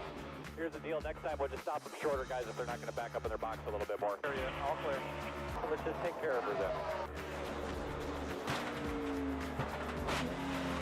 Yeah, hit the wall hard, cut a right front. Tiger, he quit racing me like that. I just let him go. Faster than I am. It'll be 28 laps to go when they take this restart. New complexion of the top 10. Kurt Busch is your leader. Matt Kenseth up to second. Montoya third. Kane fourth. Keselowski fifth. They're waving off the restart with Allmendinger sixth. Clint Boyer seventh. Martin Truex eighth. Paul Menard ninth. And Greg Biffle 10th. I said that this morning, I said this race today would be a crapshoot. And somebody said, well, what does that mean? Look at that top 10. That's a crapshoot right there. And one thing I see in that top 10 as well, with Chevrolet flexing their muscles so much this year, they've won all the races essentially. We only have 2 Chevrolets up there, Montoya in third and Clint Boyer in seventh. Here's a look at the field under caution from today's aerial coverage, brought to you by DirecTV. It'll change your life. Call 1-800-DirecTV. You see all that shade from the blimp down in turns 1 and 2. Bright sun in turns 3 and 4. Track temp there just a little cooler than when we started the day. And this thing is just gaining some grip, and we very well are going to probably see some fast lap times here. 20 cars on the lead lap. Denny Hamlin, the first car, showing 1 lap down. And Larry, I know you've talked about this guy being a team player all day and working with everybody, but look where he's running. Yeah, he's actually in the top 15 He now. stayed on the lead lap all day long. He's worked with the guys in the pits. Bring her home, son. And that's huge for that group. I know they run 3 cars, but they don't even have the resources of hardly any of the race teams that are out there by far. A great day for the 38 and David Gilliland. David Reagan back on track, down a lot of laps, 39th position after crash damage. Martin Truex, he's 8th. Yeah, here's a guy we thought may be a real challenger today. We'll see before this is over with. Green flag with 27 laps to go.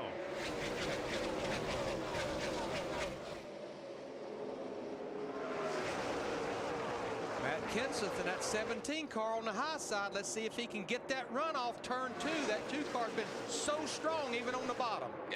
Matt Kenseth is probably the one guy that if you said how good is he, I wouldn't know until it came showtime. And I'm going to tell you what, he buried her down in 3 and 4, but look at that 2 car pick up the gas in the middle of 3 and 4. Kenseth has said they need the long run for that car to be really good. We'll see if he gets one. I got to believe Todd Perry probably made some significant changes to the car for this last little shootout here. Knowing it was going to be a shorter run. Short run. Come up with that air pressure just a little bit or something. Hey, he's only got to go half a fuel run, 27 laps, if it stays green. That could be a big if. Yes, it could. Yes, it could. Especially here. Not really.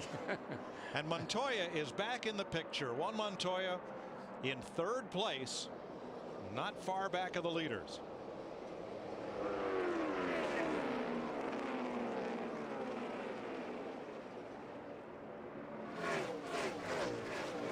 That 2 car, he is just so strong right now. It's like he just gets off the corner, through the middle and off the corner.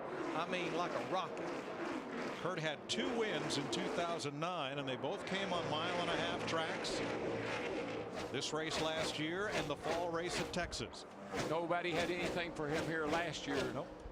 Late in the race, he was able to hold off everybody, and I think he might be able to do it again today. I thought the 9 car would be equal to the 2, but I'm not sure he can get up there. And Kirk's had a pretty dismal start. Got a top 10 finish in California. And Krista talked to him in the pre-race. Remember, he said this win a year ago was a defining moment for his 2009 season. The highest finisher in the points that was not a Hendrick car. Well, you know, if you're any of those first 3 or 4 guys there, you look in your mirror and you'll say, who's that in that red car? Keselowski. Yeah, there's a bunch of red cars back there. Who's that in that green car? Allmendinger. Keselowski 5th, Allmendinger 6th. As you look at Kurt Busch, the race leader, and he's opened up 0.8 of a second. There's that battle. There's Allmendinger. 6th place for Richard Petty Motorsports in the Ford. And just ahead of him, Keselowski having a great day. Also for Roger Penske, like our race leader. Keselowski's had 3 nationwide races here and 3 Camping World Truck races here. And hello. This is a battle for position right here with Burton in that 31. All kinds of lead lap cars here, including Scott Speed back there in that 82 car. I think one was hunting and one was fishing. They went around the old Bass Pro Shop car. Well, let's find out from some crew chiefs how this will shake out. Steve with the leader. With Steve Addington. And Steve, you guys have been chasing this track. The car's been loose, but you're in a good spot right now. Do you feel good about the end? Yeah, I think if we go green here, we'll be in pretty good shape. I just want to say I'm proud of everybody on this little light car. They worked hard this week. We chased the racetrack big time with kind of awesome drivers sitting in that seat. He's gave great feedback all day long, and we've just been tweaking here and there. So this place is so different, man. I just hope he can hang on here and get him a win. They've been on the same page, Dick Bergeron. And Brian Patty is Montoya's crew chief. What do you got to do to win this race? Needed to go green for a little while. Our car really comes on here about 20 laps. It's about a perfect stint for us because late in the run we start losing forward bites. So I don't know. It's one of his best racetracks. We'll see what he's got. Okay, Matt. Kasey Kahne, Dick, needs a long run to really show what that 9 car can do. You've got a short run here. Do you have enough time to get up and make a battle with the 2? The car's still tight? Well, it's hard to say. It's a little bit tight this run for some reason, but he's going to give it all he can. We'll see what happens. Hopefully we can get up there. Steve. Tony Stewart on pit road. He thinks he has another problem with the right front. Right side tires for Tony Stewart. Now they'll take 4. Costly pit stop for Stewart.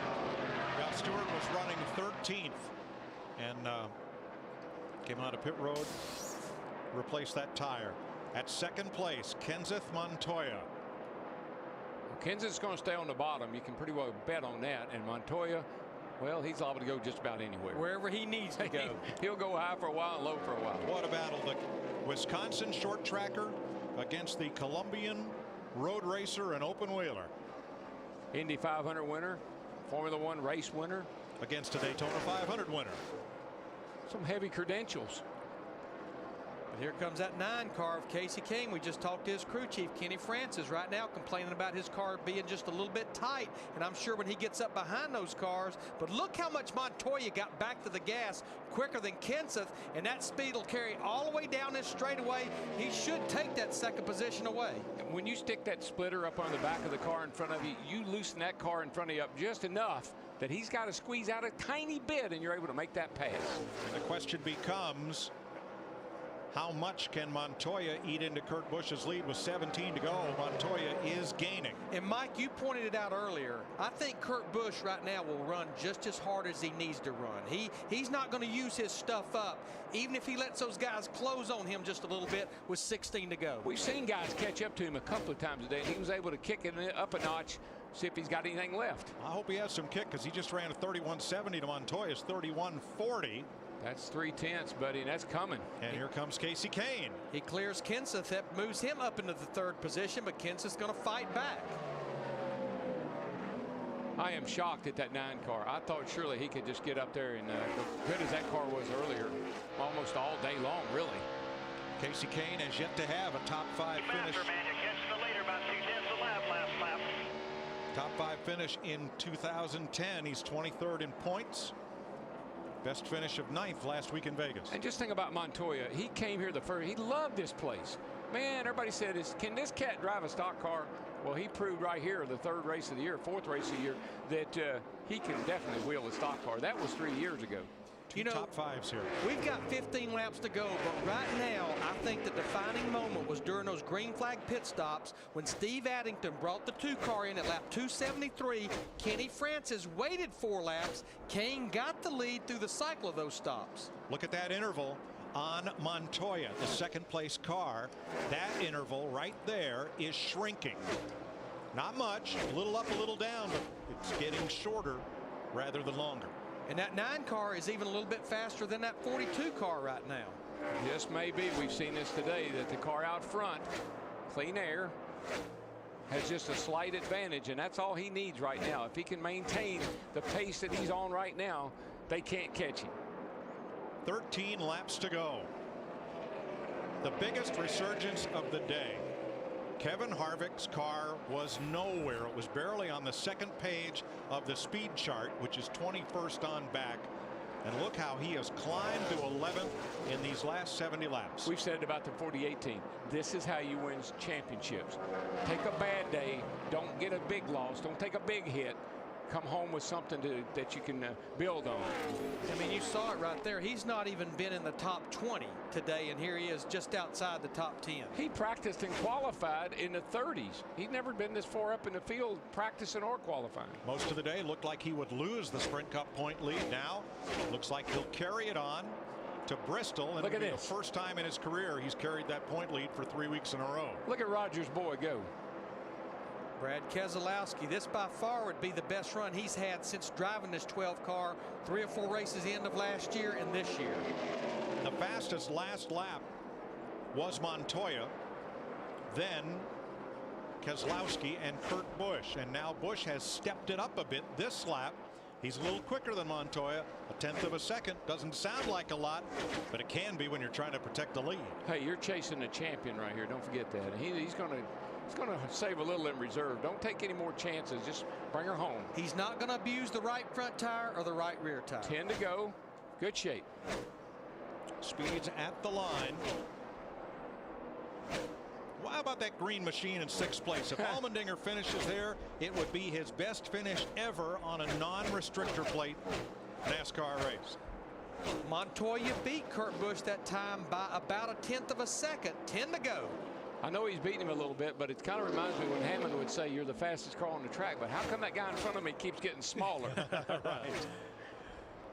Tell you what, we just saw Allmendinger up there all over the back of Keselowski, no longer over the back of him. He's going to drive to the inside of him. That's Top 5. That's 2 good ones right there now. Boys, y'all behave yourself. That's an irresistible force on the left, immovable object on the right. And Paul Menard. Wow. We talked about him at the top of the day and all day long, having a career day, looking for his 3rd top 10 finish ever. And I'm going to tell you outside of restrictor plate racing, regardless if they get the win or not, Richard Petty Motorsports, that's 3 cars up in the top 9 for that group. Kane, Allmendinger, and Menard. That's right. Denny Hamlin trying to fight back. 1 lap down. Running just ahead of 8th place Martin Truex. And here Allmendinger wants more. He wants 4th place. Well, we've seen this all day out of the 43 car. He gets better the longer he goes. He's really got a good long run car. This just about fell right into his range. Matt Kenseth, that 17 car, evidently they may have went the wrong way on an adjustment because he continues to lose positions. 7 to go. Now that time Montoya beat Kurt Busch by 2.5 of a second. Yeah, that was a big bite right there, and you can see it on that back straightaway. That's where we get the best gauge. It looked that time like Busch was hunting a different line, Larry, kind of searching. Is there somewhere this car runs better? Is there somewhere else I can try? I think you're right, but I also think Montoya, all of a sudden, he has taken that thing to the yellow line, and he is eating into that lead now. Montoya is the only driver lapping this track under 32 seconds. Another 2/10. We're down to a second with 6 to go. Here's what he's figured out, Mike.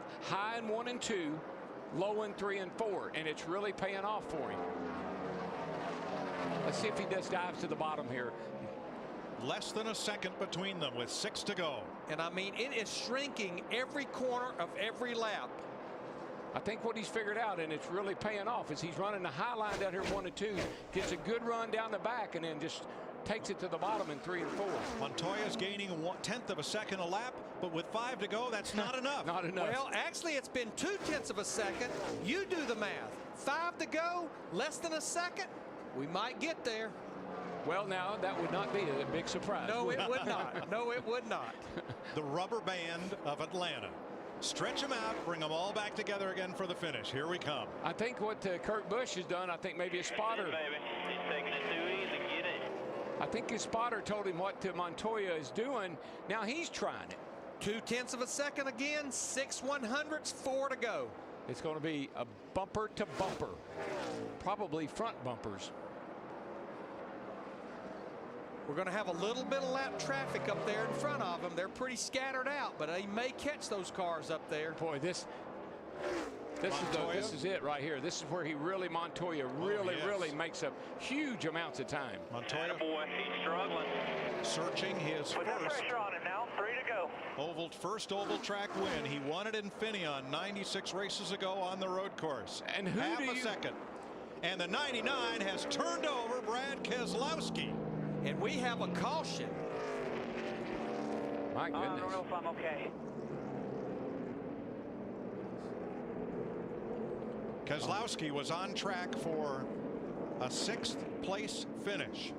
Boy, and we're told there was contact between Edwards and Keselowski.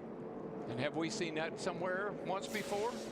Talladega last year and early in this race at lap 41.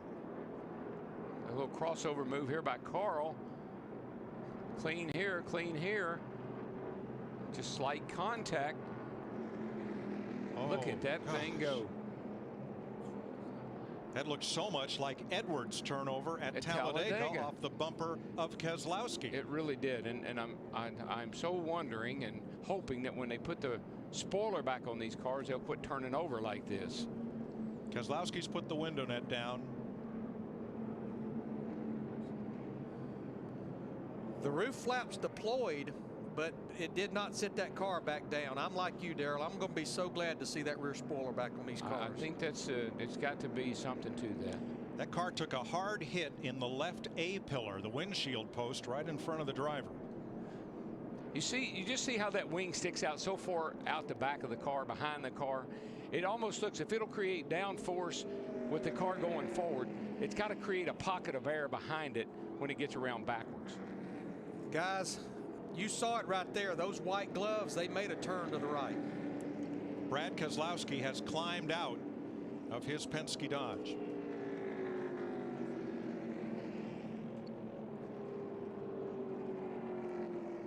We're under caution with 6 laps to go. There's Brad.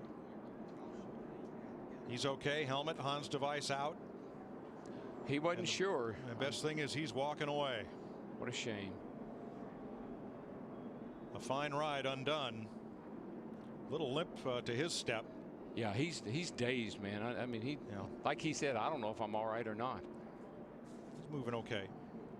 That looks a little better. Yeah, much better. Favoring that left foot. A little hop in his step. But let's take you back almost a year to the last lap at Talladega in the spring. That's Brad in the black car. They're racing for the win.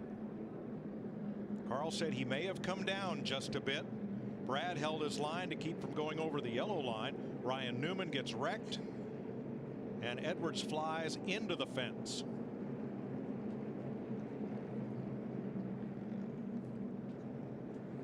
Now today, back at lap 41, watch the 12 on the bottom, the red car just barely gets into Edwards, sending Carl up and into Joey Logano, pretty much ruining both their days. Now both those cars were repaired, came back on track many laps down, but here with just a handful of laps to go, Edwards and Keselowski get together again.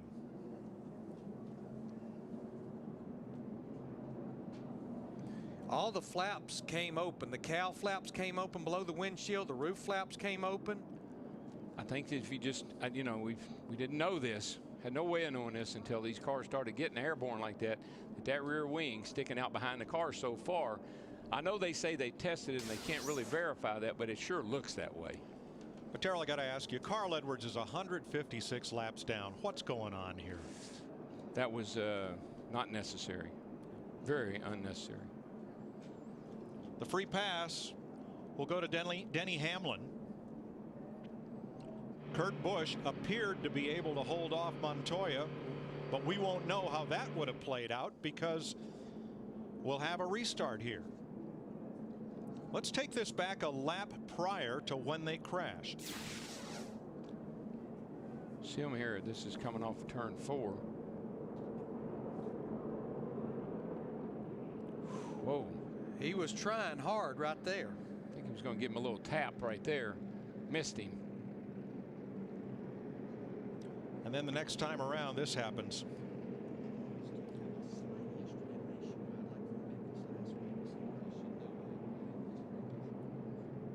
You know, we talked about rivalries and about the gloves coming off. Well, you know, I think they have. Denny Hamlin and Keselowski in the Nationwide Series have had a little run in. Matter of fact, Hamlin spun Keselowski out, similar to that same situation at Homestead in the last race last year.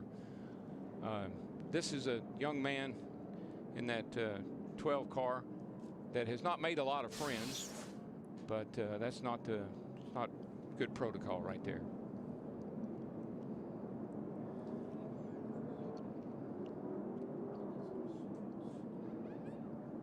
Earlier, when Carl climbed out of the car, he had a look at the replay with Dick Berggren, and I think we made the comment, he was very gracious.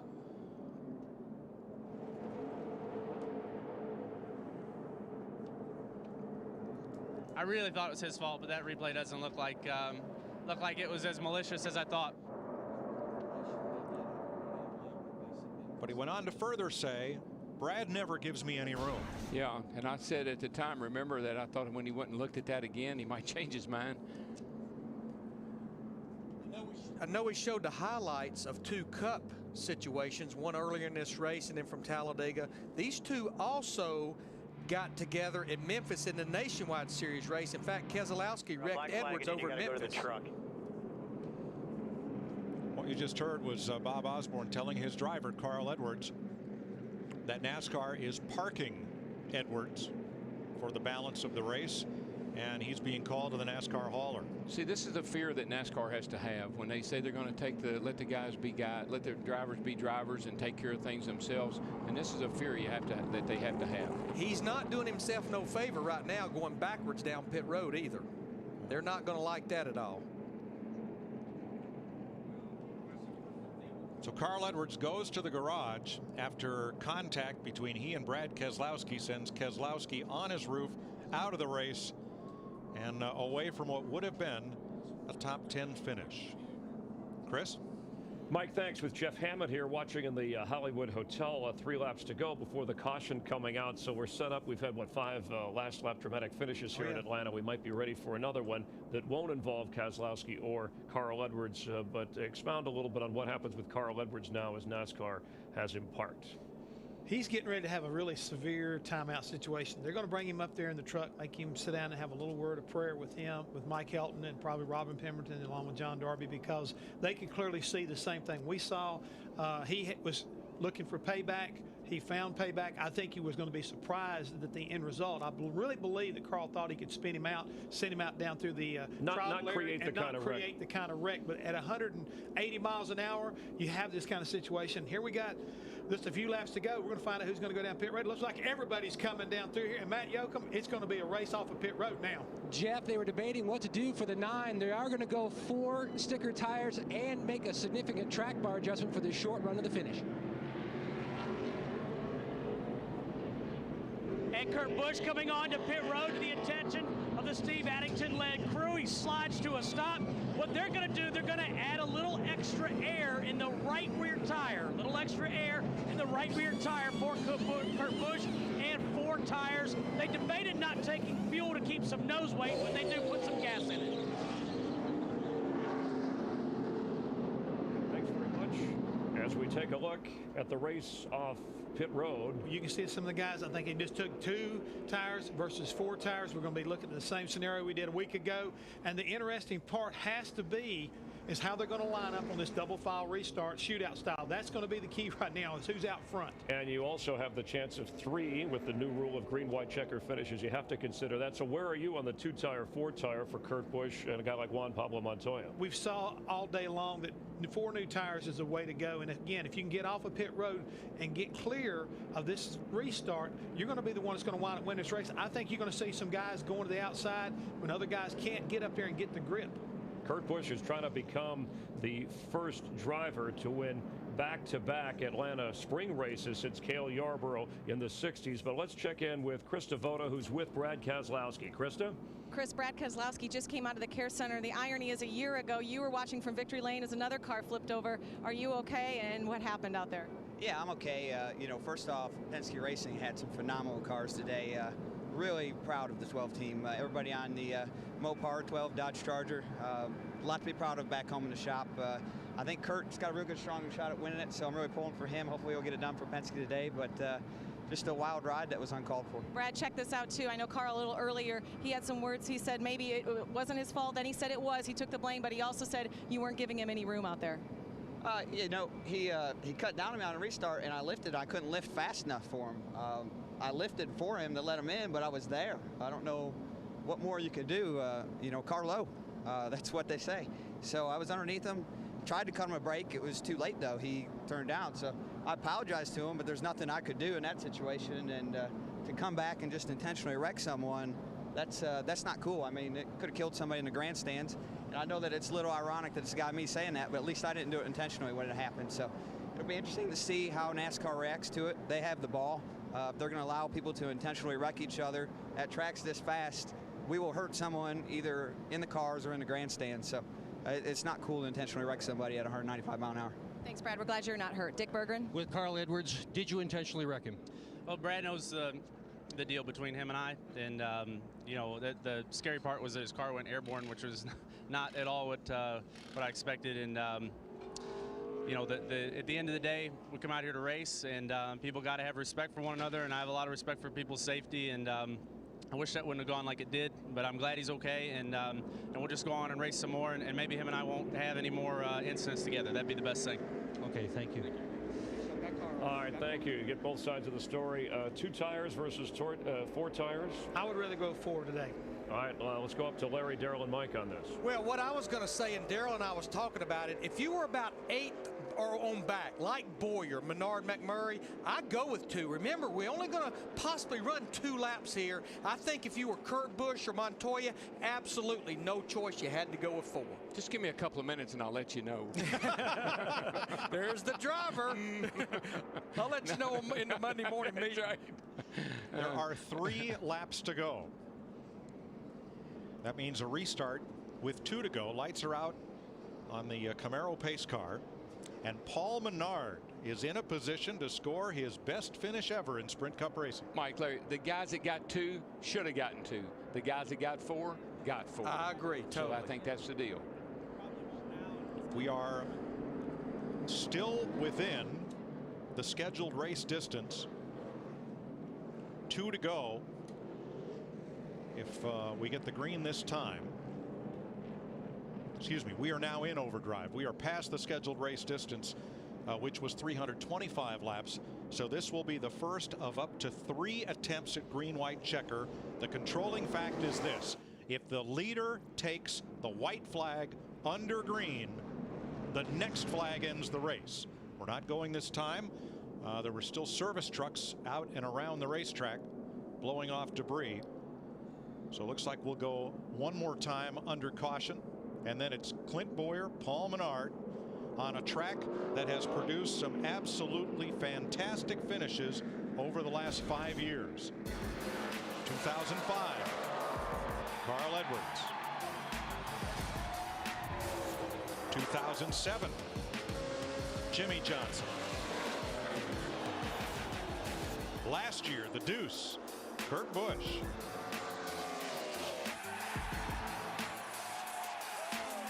And today, who knows? Just don't leave your seat, because in 2 laps we'll have the answer.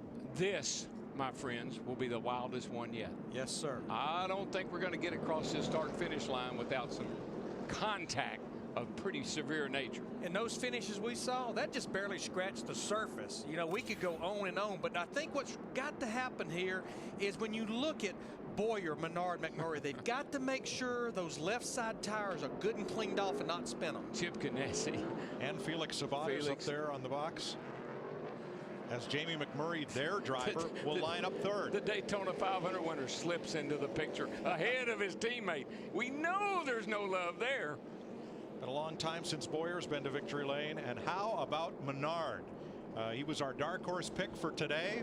He's got a chance to win it all. All I can tell you is don't look back, Paul. No, but I'm going to tell you the car you better watch closely is the man that wants to win so bad, Juan Pablo Montoya in that 42 car. He will be on a mission.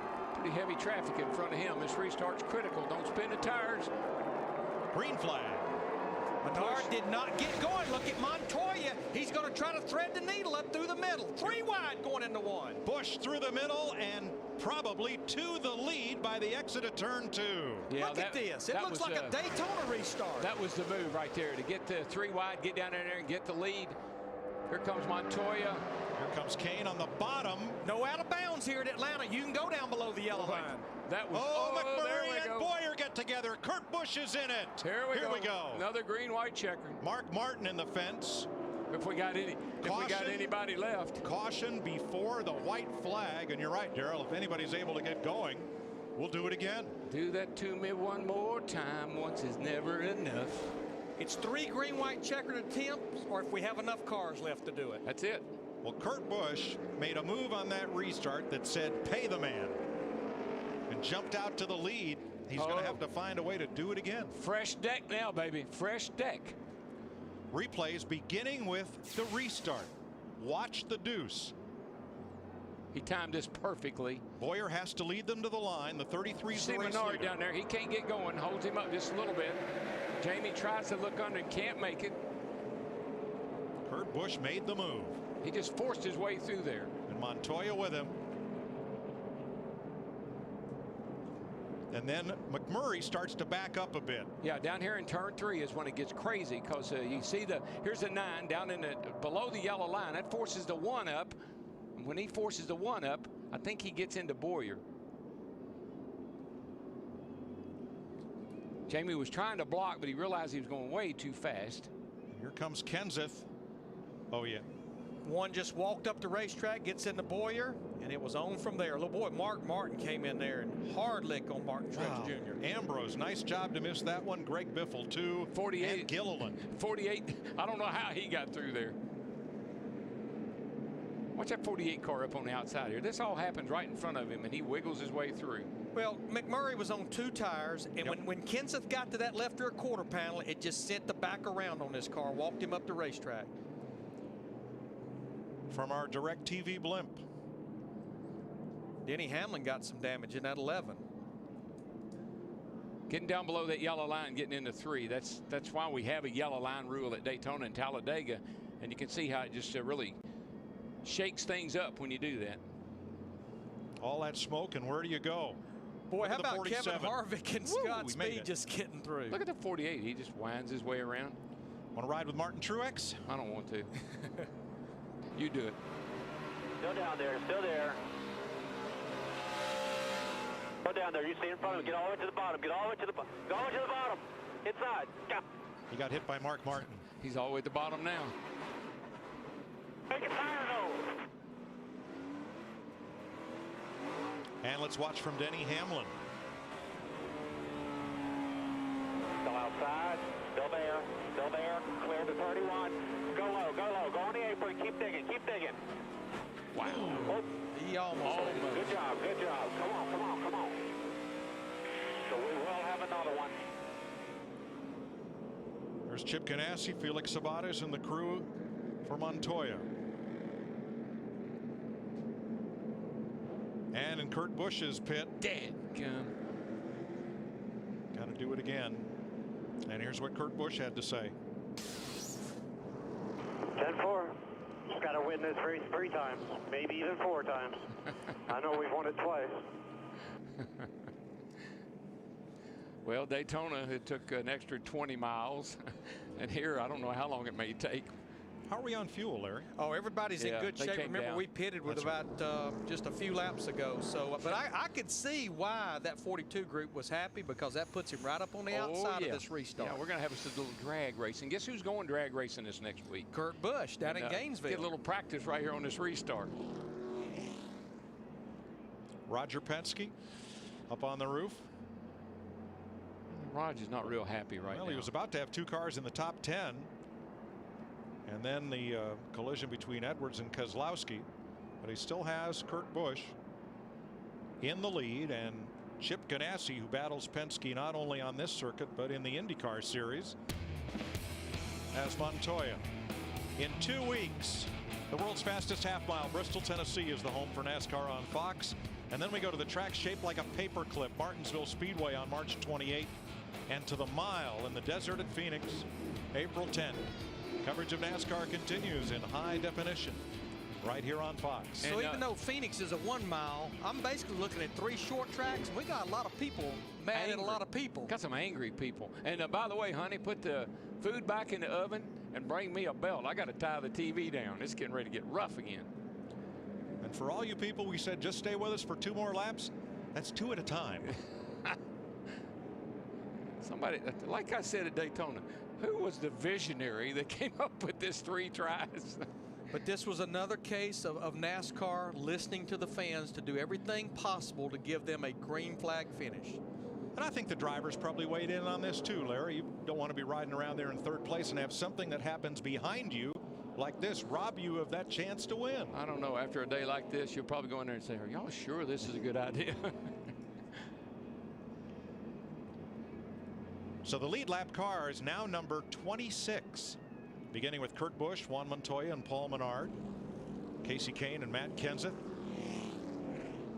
We were talking about Richard Petty Motorsports. Now they've got 3 cars in the top 6 right now. That's right. Allmendinger 6th. Then Truex, Vickers, Biffle, and Kevin Harvick. Kevin Harvick in the top 10. Boy, Mr. Where did he come from? And he had the nerve to say that Jimmy Johnson had a horseshoe. Stuck where? I think he may have found it wherever it was. It's a typical Atlanta day. Somebody catches the setup and takes off. For a while it's Kurt Busch, for a while it's Casey Kane. But as you come to the end of the race, that rubber band contracts. We're all right back together again. We've had 1 shot at the 2 lap to go restart. Now we're going to try it again. We predicted 1 big crash on the overdrive restart. How about this time? Well, I think it could very easily happen again. I mean, you got it. You put it all on the line right here. You can't give anybody a break. Just like we saw Casey Kane go down into 3 on the apron. He'll do it again if he has to. And Larry, was 2 tires versus 4 tires on that restart.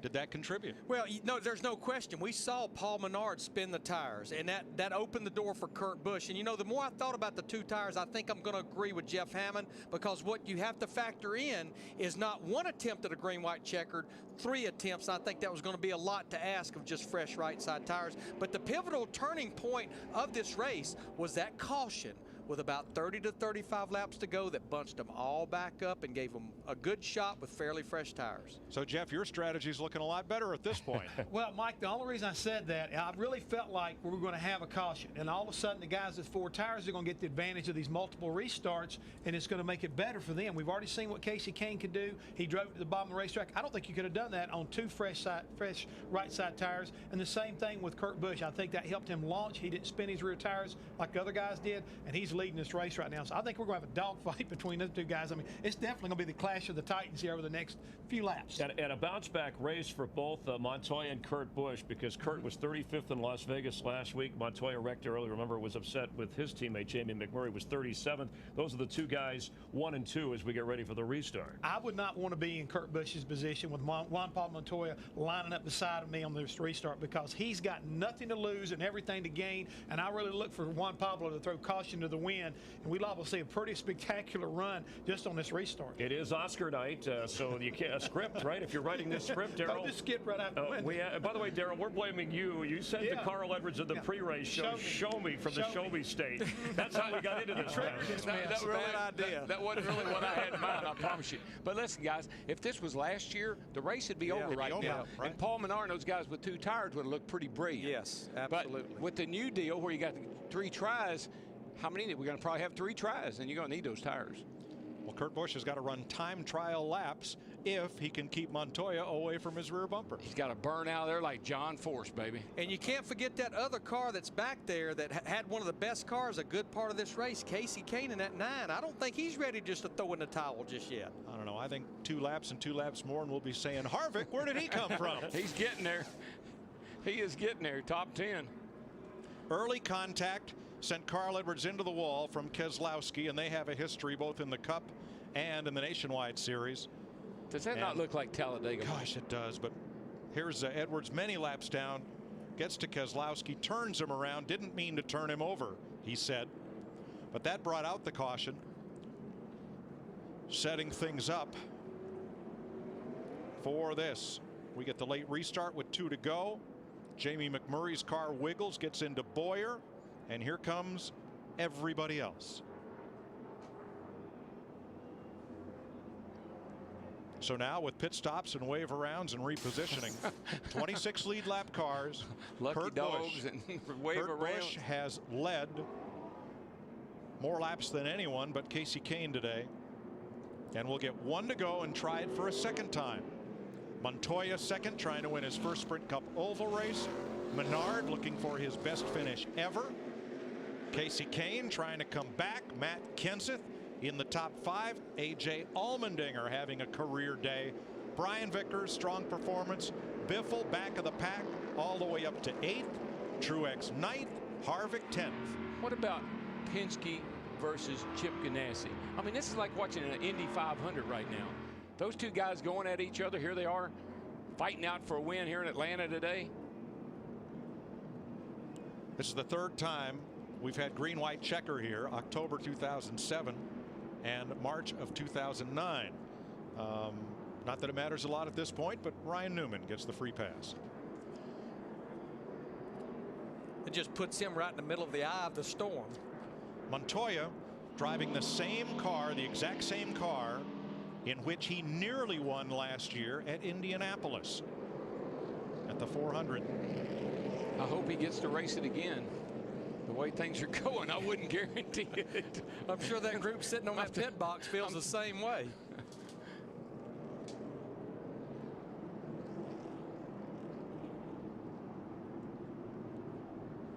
In case I should tell you again, you might want to pull your belts tight one more time. Better start screaming biggity, biggity, biggity, because we're going to have to do it here, brother. All right, second attempt at an overdrive finish. If the leader takes the white flag under green, the next flag ends the race. Whoa. Oh, big start for Kurt Busch. Yeah, and the 9 car got in the back of the 42, and Kurt Busch is long gone. Here comes Kenseth way on the bottom past Menard. There's Montoya fighting on the high side in that 42 car. Everybody trying to get some. Lap and a half to go. Yeah, that was a bad restart. That really messed Montoya up. Truex got shuffled way back on that one. And Kurt Busch is running time trial laps. He doesn't have Kenseth on his bumper. The next flag ends the race. All right. We're in the money lap now.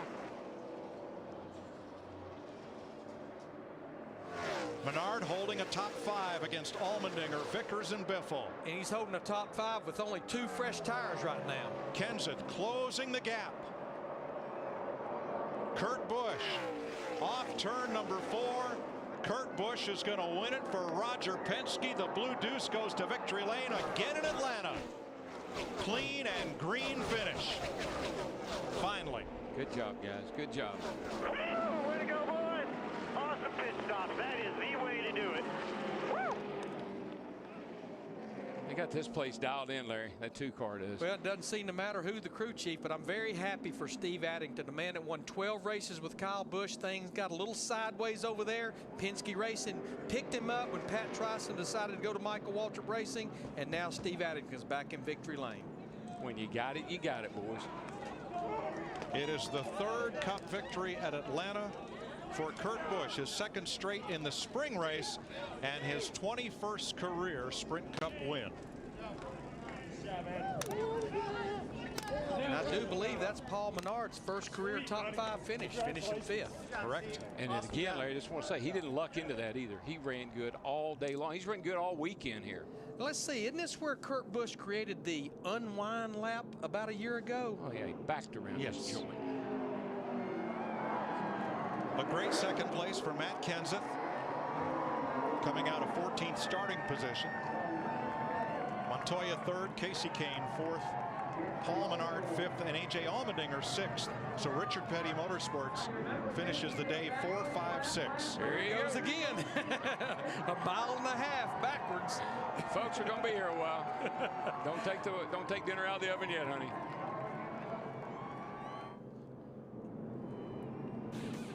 He can get all the way around before we're done with this commercial break. He's got practice now. Follow the yellow brick road.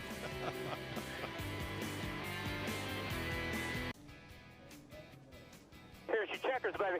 Way to do it, champ. Oh, the Deuce is back. The Deuce is back in victory lane. Kurt Busch's last 3 wins have come on mile-and-a-half tracks, including back-to-back spring races here in Atlanta. Matt Yoakum is in victory lane.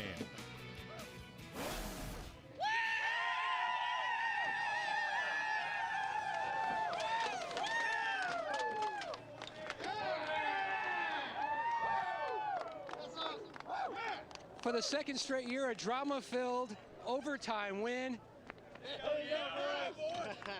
I don't know what was more impressive, the teamwork. I don't know what was more impressive, the teamwork or your 2 power moves on those restarts. I'm just so happy to bring this car home to victory lane. I mean, with Steve Addington, all of his new ideas, I never knew how we could mesh them together and how soon we were able to do it.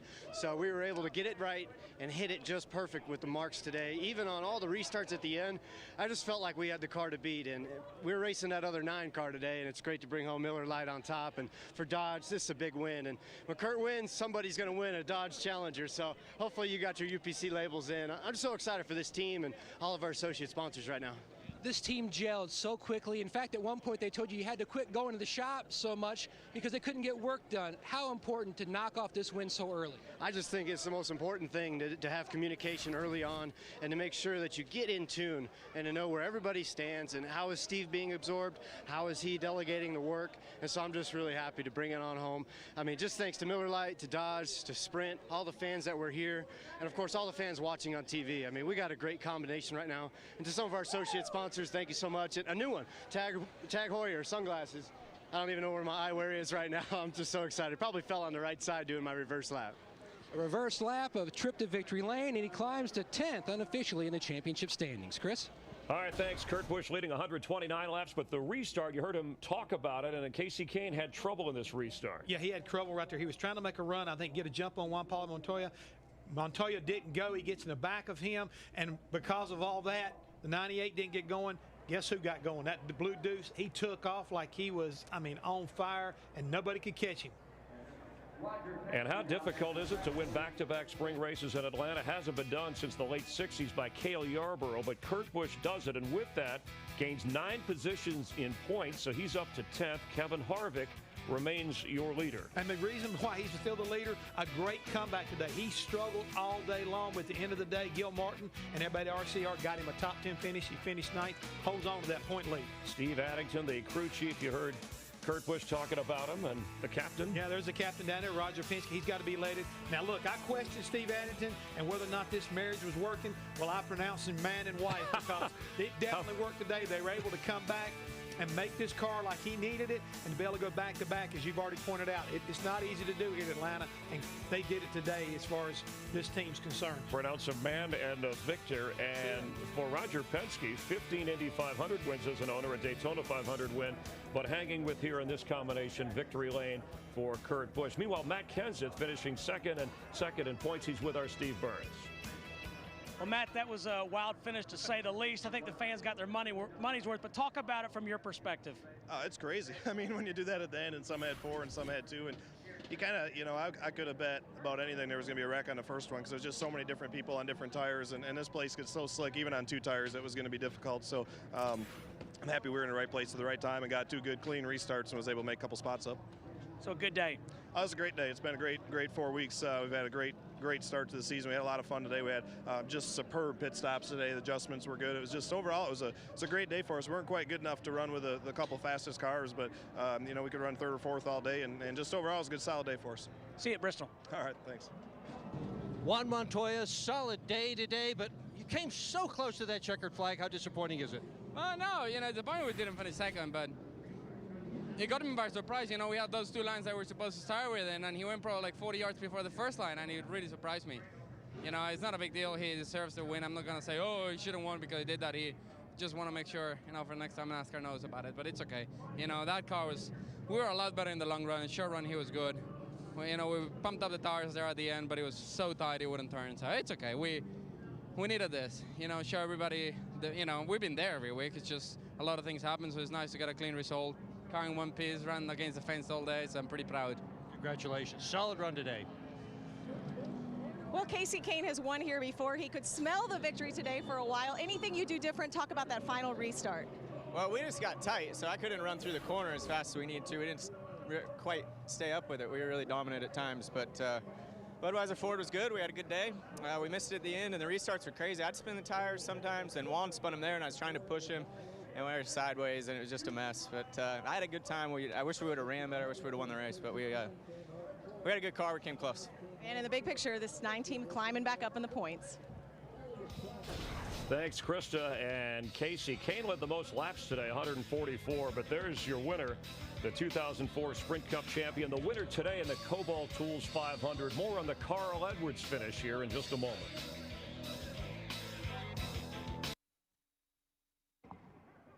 Promotional considerations provided by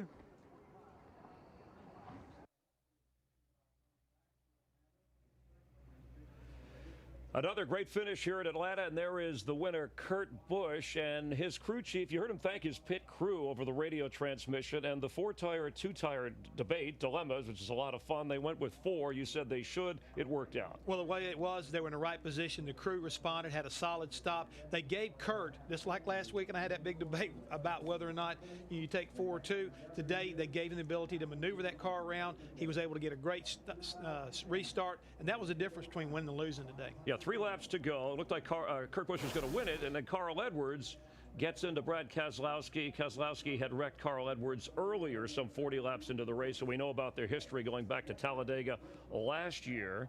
And then, of course, NASCAR, and Brad Keselowski was okay, by the way. His feelings hurt a little bit, and Carl saying he didn't mean intentionally to flip him, but it was obvious. Payback, you know, usually if you're going to get revenge, you have to make it has to look less obvious. Well, I think he clearly was on a mission, and he got the job done. But as you pointed out, he didn't mean to get him upside down. But this rear wing is one of the byproducts of cars flipping and flying. Everything else was working, but the car still got off the ground. Thank goodness for this safer car and safer barriers, because at least Brad Keselowski was able to walk away from this crash. Yeah, Keselowski has started it, has a few other enemies out there, but real quick, because Carl Edwards is a likable guy, but in 06 nationwide race, he confronts Dale Earnhardt Jr. 07 goes after Matt Kenseth, Martinsville race. 08 with Harvick in the garage in Charlotte, they almost fight. Earlier this year, called Kyle Busch an idiot on the radio at Las Vegas. So is this a guy, obviously he wants to win, he smiles a lot, but is he a guy who is a little bit dangerous when you get him out on the track, temper-wise? He might be a little bit sneaky, but he doesn't take anything off anybody. You at least know that if you mess with Carl Edwards, this could be wind up what you're going to get. I mean, you're not going to push him around, that's for sure. And frustration maybe not having won a race last year. And the tempers will heat up. Kurt Busch has had success as we go to Bristol in 2 weeks, but certainly between Keselowski, Carl Edwards, Juan Pablo Montoya, we'll see some guys going back at each other. We haven't seen anything yet until we get to Bristol. Tonight on Fox, coming up, The Simpsons at 8 Eastern, Family Guy at 9 Eastern. It's animation domination. You'll laugh out loud.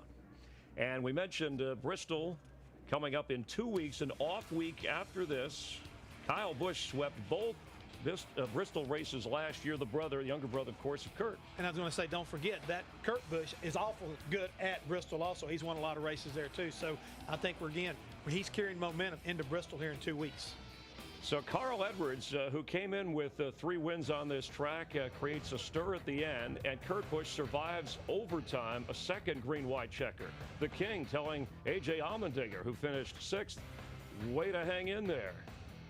Meanwhile, pole sitter Dale Earnhardt Jr. never led a lap. We counted at least a dozen drivers complaining about some tire issues, which had an effect on the race. But throughout all those tire issues, he kept battling. He wound up with a 15th place finish, and it might not sound like a lot, but that could be huge as we go toward this chase. And Jimmy Johnson, trying to win his third straight race, wound up 12th.